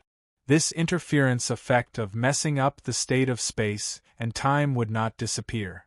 From this perspective, it would be good if the Amaterasu order could find him. He could communicate with them and sort out the messy structure clearly. The more Luo Nan thought about it, the more absurd it became. He unconsciously laughed. The more he relaxed, the more Lu reflected. I've been acting in a high-profile manner in Ban City these past few days. It's a bit inappropriate. My identity and financial channels can't be hidden from people with intentions. With the current sensitivity of the Amaterasu order, if I follow the clues, I'll be able to find some clues about my whereabouts. Also, there are many people in the market we're going to. Shouldn't we? It doesn't matter. You're here. You have a completely unrelated relationship. They won't think of me. Luo Nan looked at Snake Tongue. This is a good example. We can learn from it. Snake Tongue's wide sleeves hung down. She used her palms to exert force on Luo Nan's shoulder blade. Most of her body stuck to Luo Nan. She looked quite forceful, but her breath was light. It was gentle and drawn out. Even her voice was soft and sweet-sounding. It's nothing more than a plot made by relying on the yarn of concealment. It's just a small trick. It can't enter your discerning eyes. But right now you need to deceive people. Why don't you take this object? What a pretentious fox. Li's eyes drooped as she cursed silently. Then she heard Luo Nan respond with a careless tone. There's no need. But I can study it and learn from it. After coming back, the only thing worth analyzing with the lens is the 2 scarves you're wearing. Oh, you still haven't connected them together? I've tried a few times. The 2 seem to be made by nature. I can't find a place to start. That's normal. I've done a rough study before. The structure of these 2 scarves is special. The materials are special. The manufacturing method is special as well. It's a strange object that truly possesses the level of creation. Luo Nan naturally compared the equipment on his body. The biochemical reactor that he had just snatched a few days ago was a defective product. Its functions were different as well. It was hard to make a direct comparison, but from the blueprints stored in the virtual brain system, Luo Nan could tell that Luo Nan's technology was robust and that the manufacturing was precise. Luo Nan's ingenious design seemed to be inferior in some aspect. The divine binding hoop he obtained from Jin Tong was roughly at this level as well. Only the external neuron, which carried the virtual brain system, was a notch higher in terms of unpredictability. Of course, this was just the opinion of a rookie who had just begun learning creation. He needed to conduct in-depth research before he could come to a conclusion. His thoughts reached this point, and the monocle appeared out of thin air. It stuck to Luo Nan's left eye. Actually, this wasn't a necessary step to use it, but didn't life need a bit of a sense of ritual? Specific small movements could help the user carry out psychological suggestions, allowing them to concentrate their mind more effectively. At the same time, it could also affect the target, just like Snake Tongue right now. Due to Luo Nan's direct gaze and the influence of the refracted light, her phantom image was reflected on the lens of the monocle. It interweaved with the color of Luo Nan's pupils, forming a treacherous silhouette of light and shadow. There was clearly an unexplainable and irresistible power swirling within. Snake Tongue wanted to lower her head and avoid Luo Nan's gaze completely out of instinct. But in the next second, her lower jaw tightened slightly. Luo Nan had actually pinched it with his fingers. She was unable to lower it by even a bit. Then there was a force that stretched forward. Snake Tongue subconsciously let out a light cry. She was forced to raise her chin and move a few centimeters forward on her knees. The production of this movement was very abrupt, but it was also very normal. The distance between the two was very close, but one was in front and one was behind. Luonan needed to turn his head to look. The angle wasn't comfortable, so he naturally had to adjust after pinching Snake Tongue's chin. Fortunately, Snake Tongue's body was soft.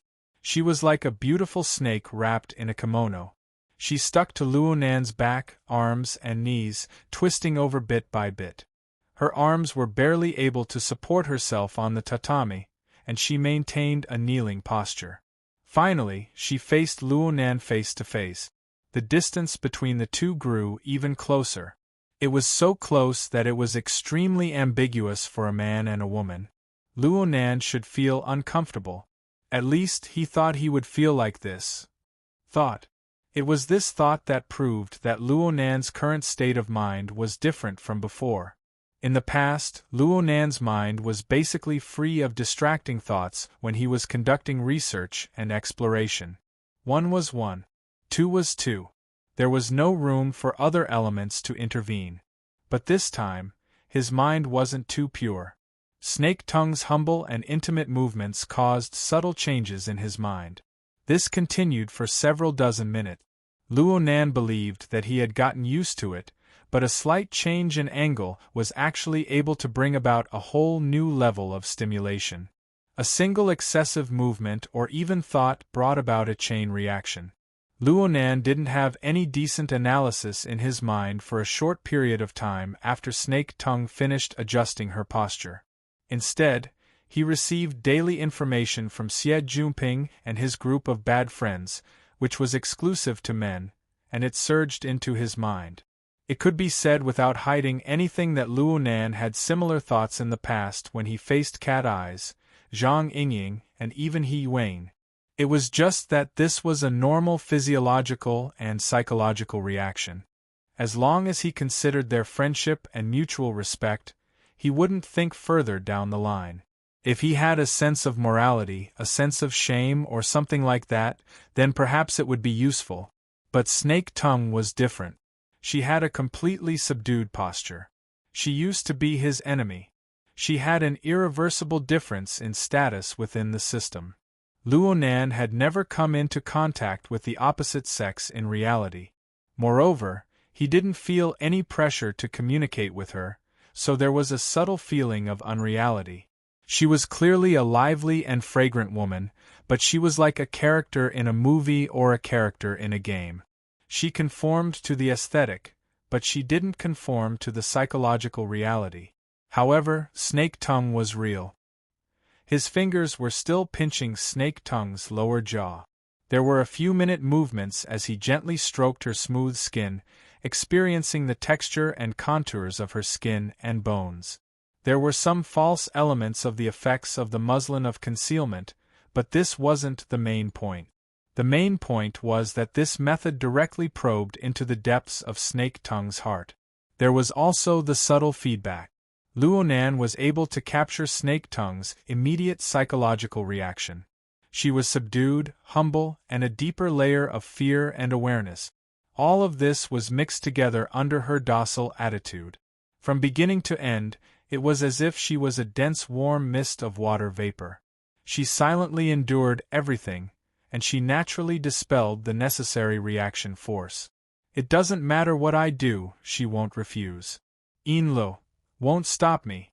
Right now, she was in a very awkward situation. She was in a dilemma. She and the others have considered the problems and made preparations far more than I have. Luonan had always been a sharp person. He just didn't ponder deeper into things. He didn't waste his thoughts and energy. But right now there were some thoughts and thoughts deep within his heart. They were like a primeval forest after a heavy rain. Plants and vines wildly grew and spread. Right now, Luonan didn't know what kind of expression he should display.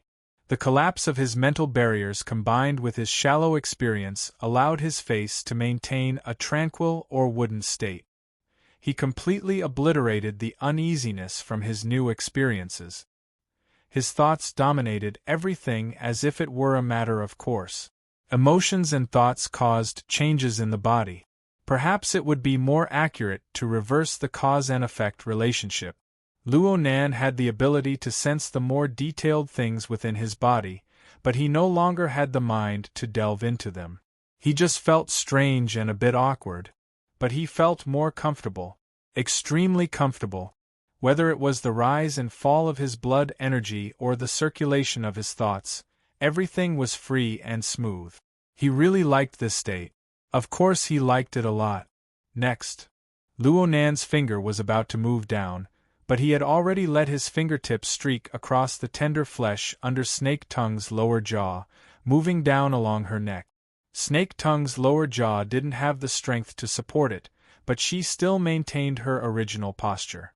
She didn't move at all, allowing her fragile and slender neck to be exposed.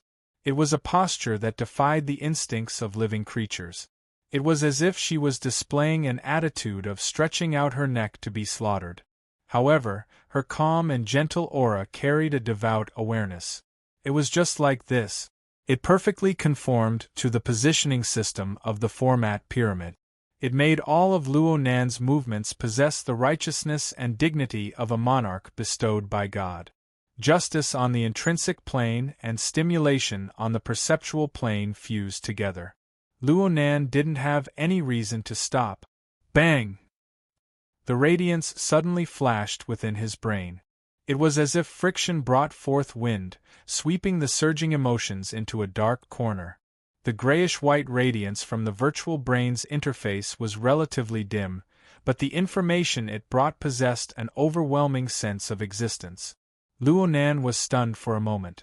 The mast of reason reappeared amidst the tide of emotions and instincts in his mind. He rapidly outlined the complete outline of the boat of logic within his habitual thinking that had accumulated over the years. What did I do when I pinched Snake Tongue's lower jaw earlier? Analyze the gauze of concealment. Analyze it? He didn't do anything. On the other hand, in the virtual brain interface, another new element had appeared after the night-level internal colonization basic biochemical reactor. It wasn't the gauze of concealment. It was the gauze of concealment plus the gauze of silence. These two strange objects existed within Snake Tongue's body at the same time. It was said that they once belonged to one body. The virtual brain's interface clearly verified this point. The image of the two pieces of fine yarn in the virtual brain's interface was like two interweaving and coiling wisps of green smoke. They could fuse into a ball at any time, but upon closer inspection, no matter how much they interweaved and changed, they were still distinct and not the slightest bit chaotic. More importantly, the interface showed that the analysis progress had already crossed 15%.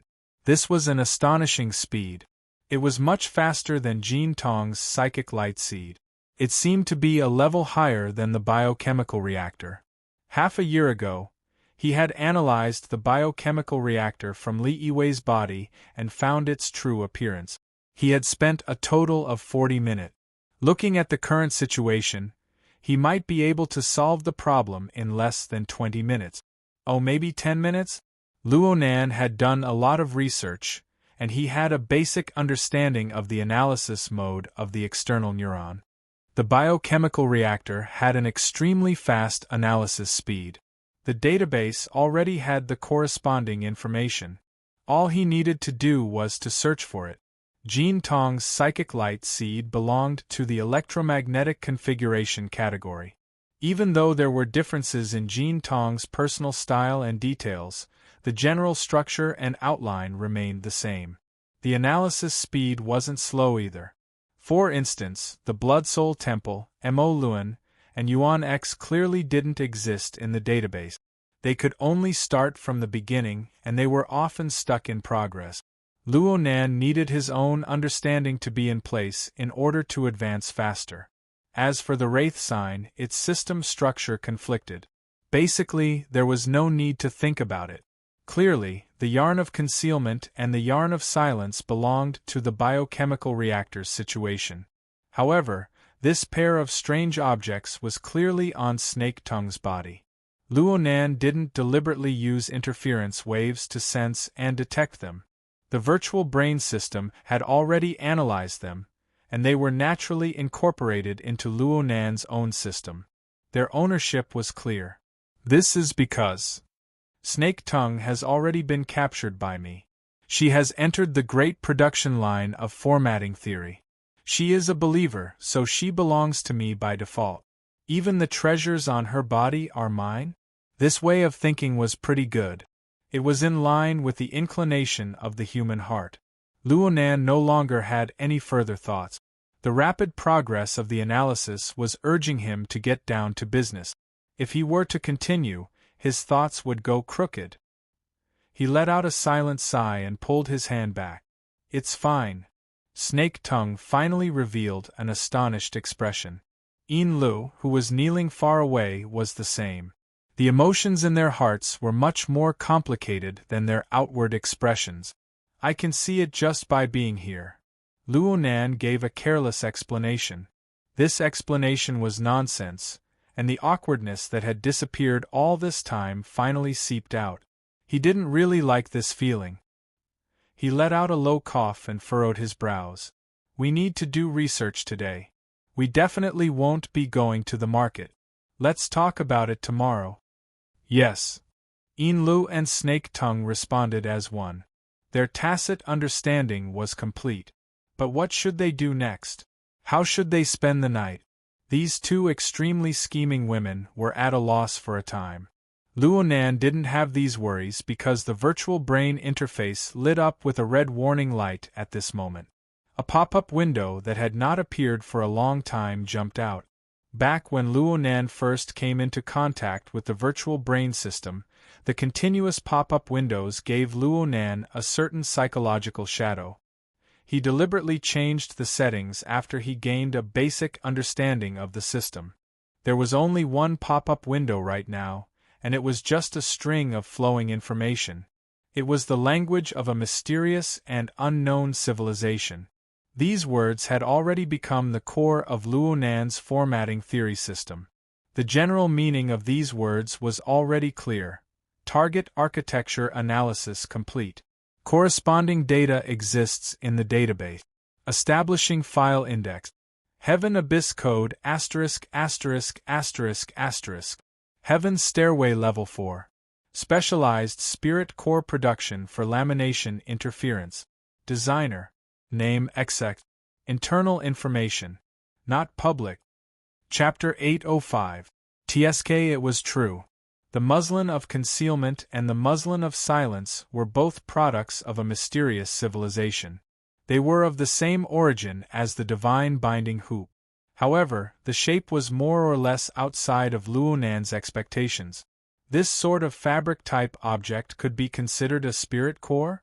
Though Luonan could borrow the marvelous power of the secret glyph to make wild guesses, his foundation was lacking in the end. He really could not understand the series of coding rules and characters on it. However, he could faintly understand the meaning of the name of the designer and the person who named it. According to the concepts of Earth, the first character roughly had the meaning of pillar or pillar. The second character felt like it had the meaning of seclusion or a house. How did he translate it? Liang. Liang Yin? Beam House? Liang Lu? That's it. It was more pleasing to the eye to translate it to Liang Lu. Luonan felt a sense of accomplishment as a translator, but this feeling soon vanished like smoke in a puff of smoke. It didn't matter what he translated this person's name into, and it didn't matter who Liang Lu was. The rapid analysis progress suddenly came to a halt when this piece of information appeared. The index had been established, and the direction was very clear. However, the corresponding information could not be opened at all. Luonan obviously noticed the words non-public, but he didn't think much of it in the beginning. After all, the external neuron was in his hands. What did it matter if it was internal or not? It looked like the situation was not simple at all. The progress stopped for approximately half a minute. Probably because the internal logic had taken a detour, a new round of information finally appeared in the window. Warning: search content exceeds basic database access. The system has automatically initiated access detection procedures. Luo Nan's eyelids twitched twice. He captured the words access, detection, and so on. He instinctively had a bad premonition. He subconsciously consoled himself. The more restricted the information was, the more precious it should be, right? The virtual brain system followed the established settings strictly. Conducting core configuration nature detection. Core configuration fusion type replacement process detected. Temporary ownership change completed. Access detection complete. Holder's current access. Ownership temporary. Knowledge search. Expert level pending detection. Resource transfer. Sergeant rank pending detection. Heaven Abyss network. None not connected. Warning: holder's access is insufficient. Index has been erased. The corresponding information has entered special protection procedures.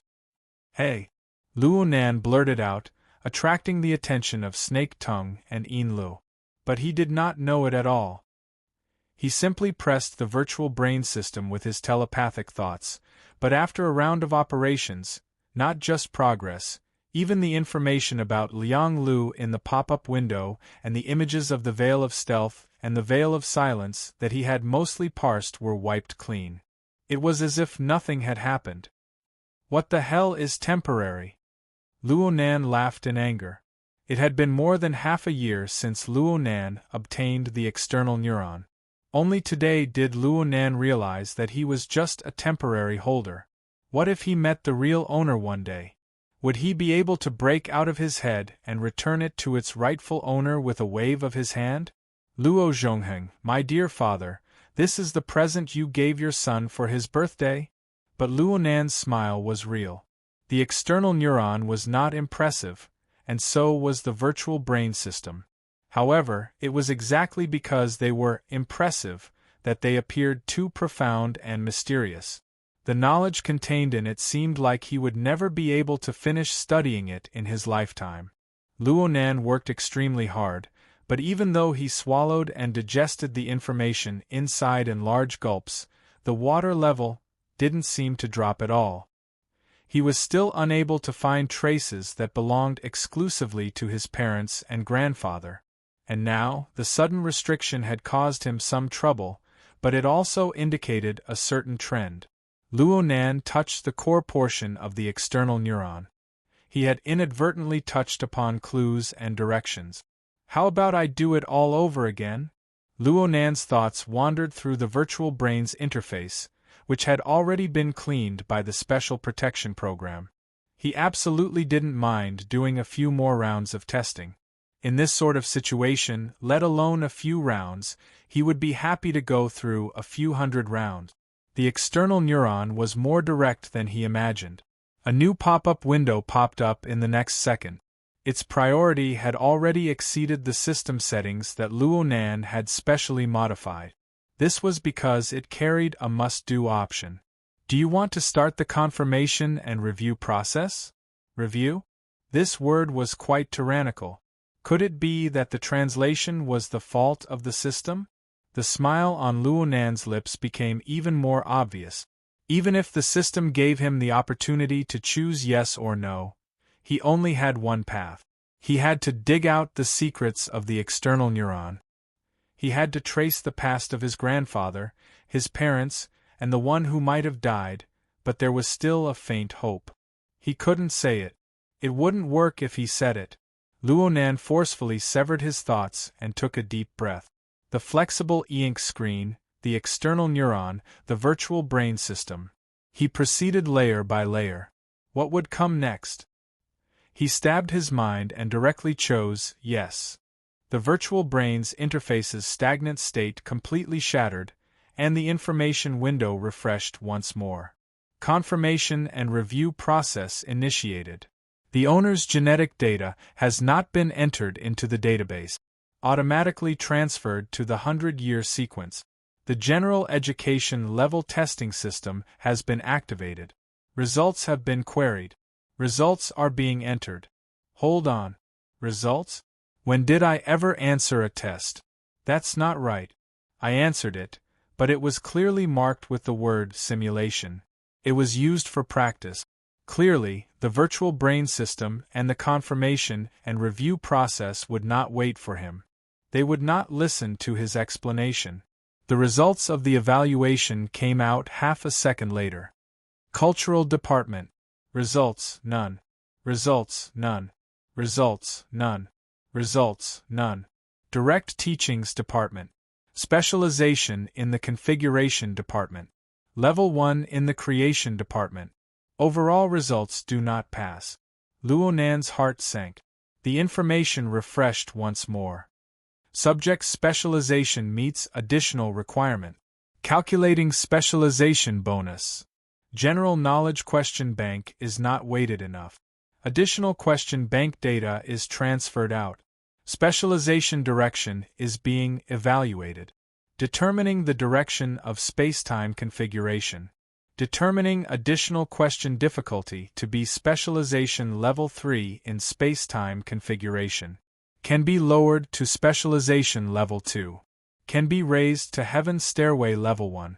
Selecting questions. He really had to take the test. Luonan gulped. He was a bit nervous. If he was not mistaken, generic, specialist, and stairway to heaven were the levels of knowledge in this mysterious civilization. The system also had the rank of petty officer. It looked like it was a judgment of social authority. It was similar to the SCA of Earth. It was not easy to make wild guesses about the mysterious civilization's method of judgment. But on the SCA's side, once one's authority level was set, one would need to spend a large amount of money to obtain victory through pure capital and power. Otherwise, one could only accumulate credit and contributions bit by bit.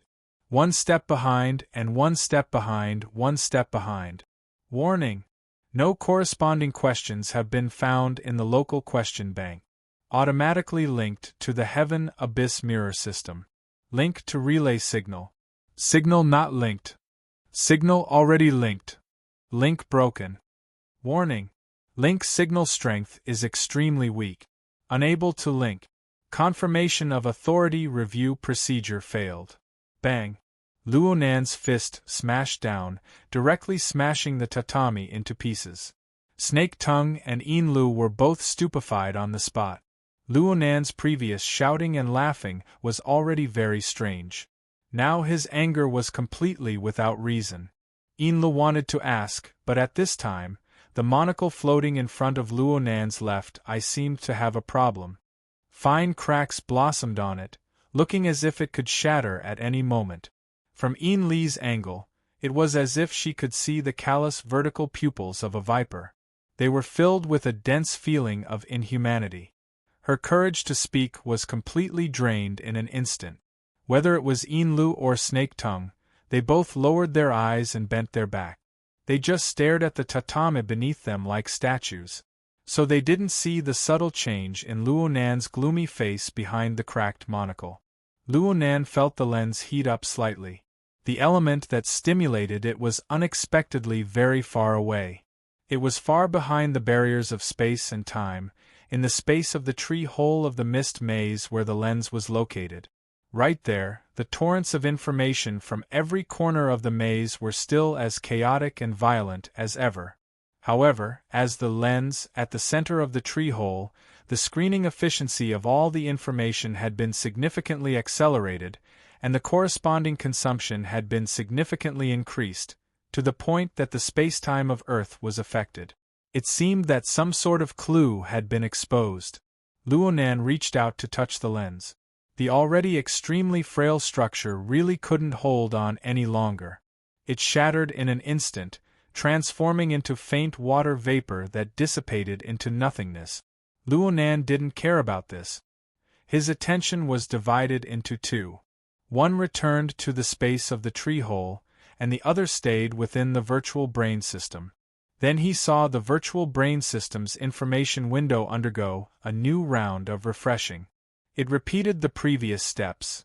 Confirmation of authority review procedure initiated. Connection to heaven abyss mirror system. Connection to relay signal.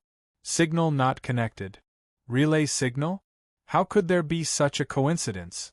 Luo Nan thought about the origins of the external neuron. It was actively connecting to this signal. There was certainly a close connection between this signal and the chaotic information flow of the mist maze.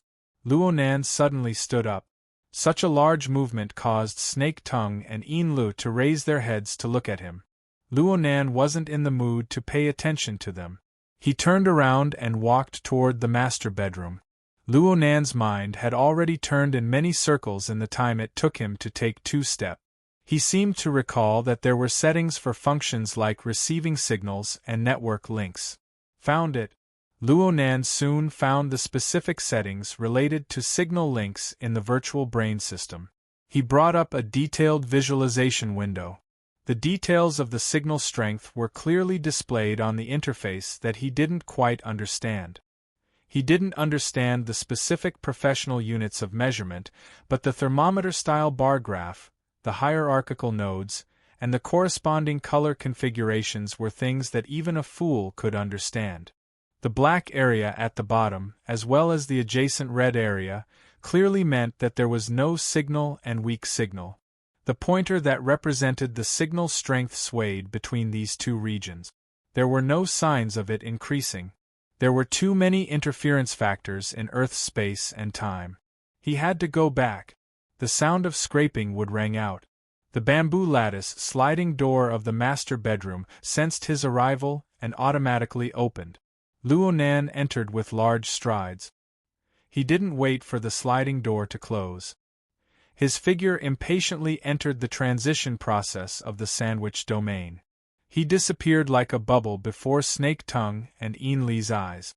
The sliding door closed. 5 or 6 seconds passed before Yin Lu finally spat out the breath she had been holding back in her throat. She unconsciously laughed a bit. This could be considered self-regulation. Finally. The yacht is fine. Okay, these words weren't funny at all. Luo Nan passed through the sandwich domain and directly jumped into the tree-hole space of the mist maze. The noises belonging to the material world disappeared the moment he entered. The sounds of wind, water, breathing, and the low hum of the yacht's motors were all erased. However, this place wasn't quiet. On a certain level, this place was noisier and more chaotic.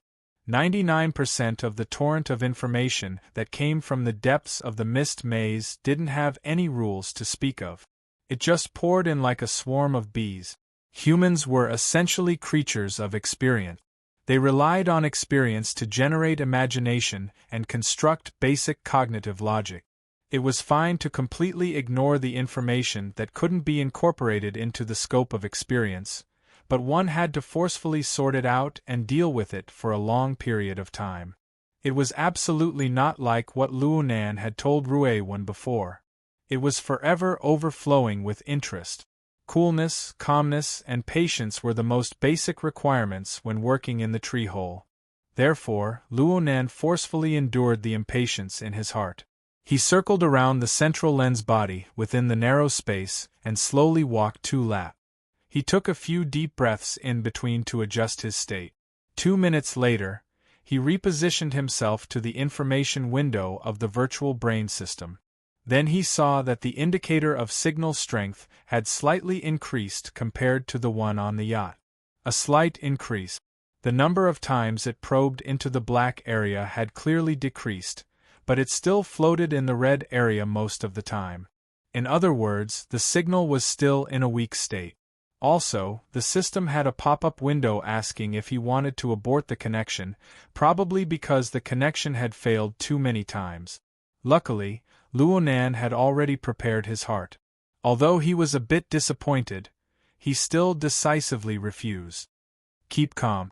The situation is improving, Luo Nan said to himself. There were 2 aspects to consider this matter. Currently, the signal link between the tree hole and the external neuron didn't form a large increase, but what about the other way around? What effect would the signal link have on the tree hole? Luo Nan projected his thoughts onto the lens. The lens received interference from soul strength, and it gradually changed shape and color from a transparent crystalline state to form a nebula-like structure. A portion of the so-called nebula was a reflection of true information. But there was also a considerable portion that reflected Luo Nan's processing and understanding of the collected information. In Luo Nan's mind, the mist maze was divided into two layers. One layer was inside. The other layer was outside. The outer layer was the shattered space where Luo Nan and Gong Qi had moved and fought. 1,000,000,000,000 domain fragments floated within, forming a berserk, hazy, and immeasurable sandstorm. The sandstorm no longer possessed the ability to construct rules. With Luo Nan's abilities, he could arrange and assemble them in a relatively easy manner. If Luo Nan could do it, then the enormous gravitational law of the local spacetime of the Earth could be done as well. And so, a portion of the outer layer was constructed into the cloud world. In this sense, the outer layer of the mist maze was also dependent on the local spacetime of the Earth for its operation. Therefore, the natural environment and conditions of the cloud world were not too different from the Earth. This reflected the dependence of the rules. However, the direction of Luo Nan's research had never been the outer layer. According to his understanding, the so-called outer layer was nothing more than the waste that was ejected. It was a bewildering barrier that concealed the truth. The most valuable part of the mist maze, or perhaps its true appearance, was the deepest, inner layer region. It was the unknown structural core. From the long-term observation results of his father's double helix diagram and Luo Nan's observations over the past few days, Luo Nan was practically certain. Two kinds of rule systems were colliding in the core region. The intense collision caused the space-time environment to distort and fracture. The intensity exceeded imagination, forming layer upon layer of barriers that concealed the true appearance of the core region. The difficulty of observation in such an extreme environment was far too great. At the very least, his father had never succeeded in doing so until 6 years ago. The product of the Tree Hole project changed from a sail that sailed across the ocean to a satellite that orbited and surveyed the world. A large portion of Luo Zhongheng's later energy was used to analyze the signals emitted by the collision of galaxies. From Luo Nan's perspective, the tree hole was already of a very high level. But when faced with the complex environment of the core region, it became an old-fashioned radio. As the controller, Luo Nan could only endlessly adjust, calibrate, and cover manually in order to obtain a clearer and more accurate signal. There were no other methods that were more efficient. The problem was that even if the old-fashioned radio was manually operated to probe to the bottom, there were only a few circuits and components going back and forth. The audio signals received possessed clear rules and order. Luo Nan controlled the tree hole. There was no need to explain the complexity of the basic construction. He needed to mobilize his entire mind to capture the information flow from every level and every dimension. He needed to sort out logical clues from the chaos. Luo Nan was pondering over a more efficient method of analysis. He wanted to find an automated, semi-automated analysis method. He wanted to turn these details that needed to be sensed by soul strength into information that could be collected and analyzed by instruments on the material plane. He wanted to start with creation, but his train of thought wasn't particularly clear. And at this time, the signal link of the external neuron was like a beam of light in the darkness. This description was a bit disgusting, but it fit the essence. With his father's endorsement, the relationship between the external neuron and the mist maze was already as clear as day. It was just that he was unable to find a more substantial connection until the signal link appeared. Luo Nan was almost certain that the signal received by the external neuron came from the core region of the mist maze. Most importantly, this signal certainly possessed some rules and order that could be deciphered. Luonan was still unclear about the details within. He was unable to sense the signal that the external neuron could sense. He was completely baffled by the logic of the external neuron's analysis of the signal. It was like how ordinary people were unable to sense the electromagnetic waves that penetrated their bodies at all times, but the corresponding electronic products could make full use of them. What did this mean? Thinking about it from a bad point of view, this meant that Luonan knew what was going on, but he didn't know why. The problem still couldn't be solved at its root. But thinking about it from a good point of view, this represented that Luonan had touched upon another dimension of information.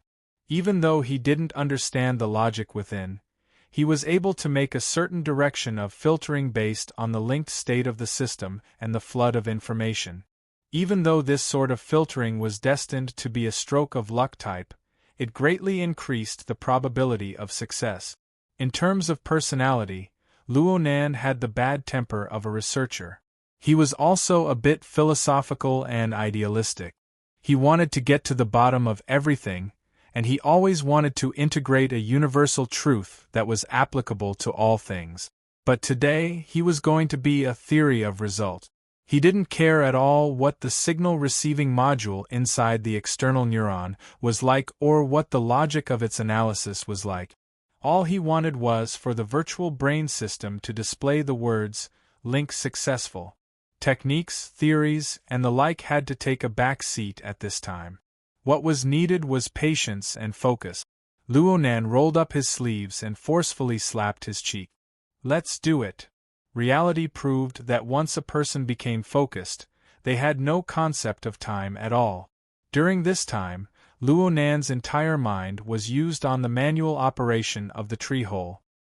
He used it on the separation, classification, and interference of the flood of information. It was hard for him to capture the unique characteristics of the so-called relay signal. He could only endlessly select samples from the flood of information, slice them, compare them, and filter them. Even if he couldn't increase the signal strength, he could still reduce the signal strength. As long as it was a method that could affect the relay signal, Luonan would search for it, examine it, and make a further attempt. Of course, he still had to make records. Since these were things on the perceptual plane, many of them were subtle and indescribable feelings. Luonan was really unable to reason them out logically. Aside from words, quantitative analysis, and structural diagrams, there were also large amounts of bizarre lines, outlines, colors, and the like. These were some immediate feelings, emotions, and impressions. Because of this, Luonan, who had always adhered to the classical realistic style of painting, had to deviate towards the modern and postmodern direction. Later on, Luonan flipped through the interface of the work area. Even Luonan himself was unable to understand psychic diagrams. Luonan even had to bite the bullet to recall and analyze them. He went back and forth like this. Over and over, he switched between the dual domains of logic and sensation. Luonan was highly sensitive to changes in information, but he was slow and even numb in other aspects. But numbness had its limits. Luonan didn't know why, but a wave of dizziness suddenly assaulted his mind. His mind went blank for a moment. He instinctively wanted to trace back to his previous train of thought in this moment of stupefaction. He flipped through the records of the work area, but his outstretched hand was clearly trembling. Sweat flowed down his wrist all the way to his elbow before dripping down. "Why is it so hot?" Luonan mumbled to himself. Only then did he discover that his head was covered in sweat. His body was also quite oily. But the most important thing was the feeling of exhaustion. The feeling of exhaustion from both the mental and the fleshly body was rapidly becoming clear. This was not a good sign. For someone like Luonan, who had the hidden danger of an imbalance between body and soul, exhaustion posed a greater threat than direct injury. Just like this feeling of stuffiness, there seemed to be an enormous source of heat in the surroundings of the tree hole right now. The radiated heat was endlessly increasing. But Luo Nan could sense that the material plane had not truly heated up. It was more like a psychological effect. This omen was not too good. It was like he was both mentally and physically exhausted. The structure of his body and soul was unstable, bringing about hallucinations and triggering a reaction from his body. Luo Nan shook his head and slowed down the rhythm of his thoughts. But he still could not help but look at the signal interface of the virtual brain system. The intensity needle was still floating in the red range.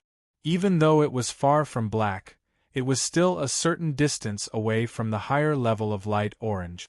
Oh! Luo Nan sighed. As for the Window's new message, the signal has been connected. The verification procedure has been initiated.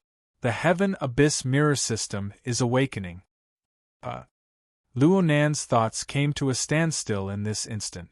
A thousandth of a second later, a cry of He did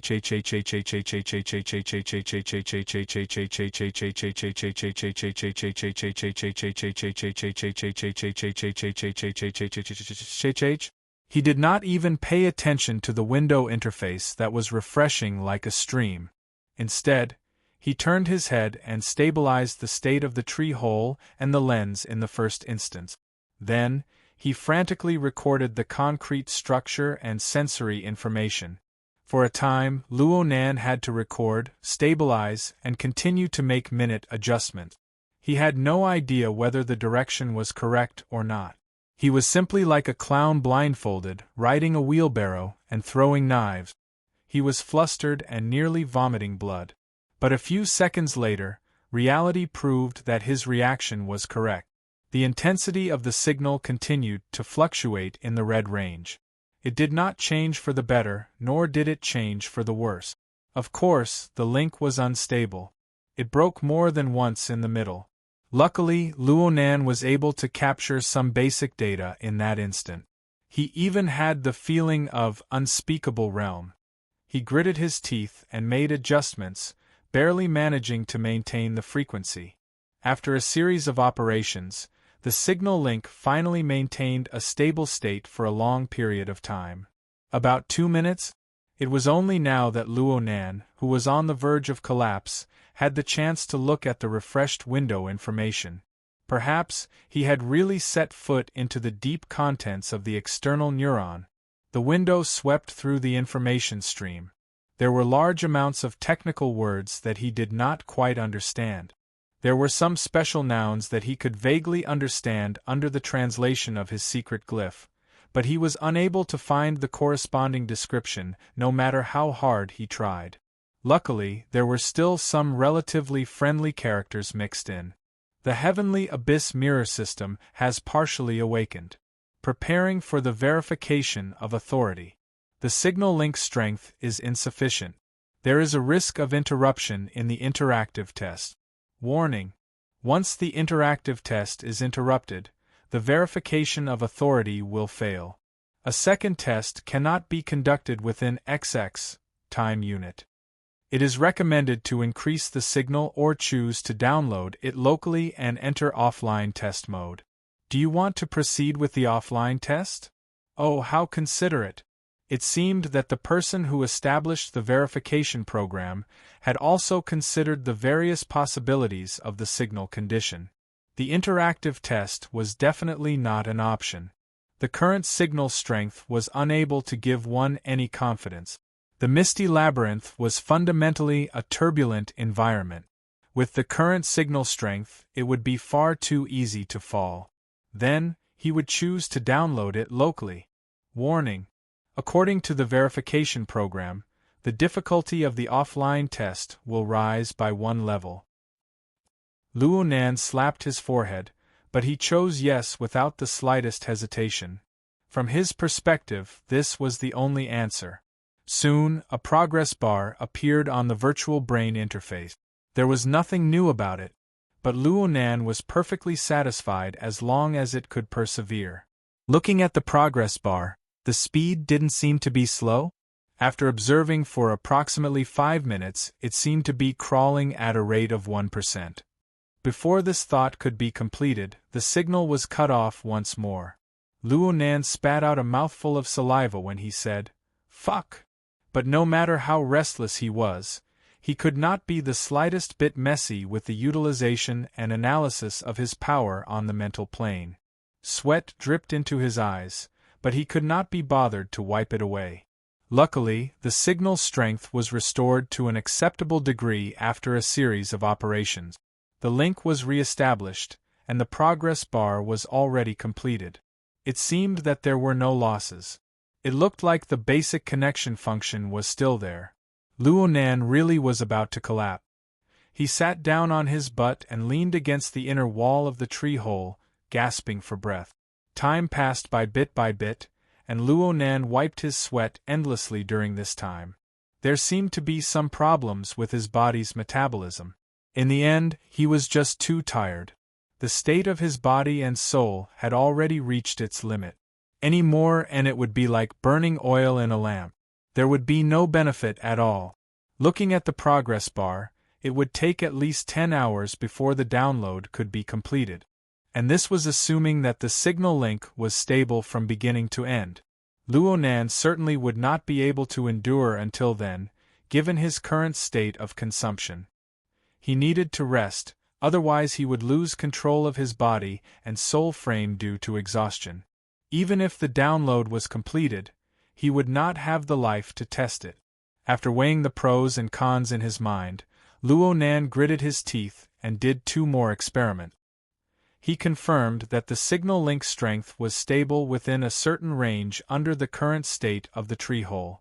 Though the data download was still intermittent, it would take a few seconds to a few minutes for the link to come back. The loss in progress was within an acceptable range. "It's stable now." Luo Nan cheered himself on. He also did some mental adjustments. He needed to stabilize his mind and sleep. But when he leaned against the solid wall and closed his eyes for less than 2 seconds, he suddenly opened them again. This won't do. Luo Nan was aware of his own situation. The self-adjustment of his body and soul frame in an unconscious state would cause interference to the space-time environment involved in his domain. Not to mention the precise environment of the tree hole. He needed to receive a stable signal at all times. If he slept here, all his previous efforts would have been wasted the moment he woke up. It was best to avoid it. How could he avoid it? Luo Nan grabbed his wet hair and pondered for a long time. Finally, he smacked his forehead. When he raised his hand again, his fingertips were clearly pinched with a fine and brilliant spark of electricity. He took out the external neuron and carefully placed this inconceivable strange object by the side of the lens, causing it to float naturally. Luo Nan cherished this strange object greatly ever since he obtained it. He rarely let it be exposed to the outside world. However, the tree hole could not be considered outside. This was a part of the construction of Luo Nan's domain. There was no essential difference between being here and being inside his skull. But in this way, Luo Nan could use the space-time barrier to create a buffer zone. He could avoid direct interference from the adjustment of his body and soul frame. It was a win-win strategy. Now, pull away. Luo Nan returned to Earth's space-time once more. He looked at the light outside the porthole. It should be late at night. He didn't care about the specific time period at all. Luo Nan's legs went limp when he stepped on the tatami of the master bedroom. He was careless and his left foot tripped over his right foot. He fell to the ground, sprawled on his back, and flipped over. The feeling of exhaustion and weakness had completely broken through his limit. He hadn't been this tired even when he fought with Gong Qi. Luo Nan confirmed one last time that the external neuron was still downloading after passing through multiple space-time barriers. Luo Nan quickly fainted. Actually, I should take a bath. This was his last thought.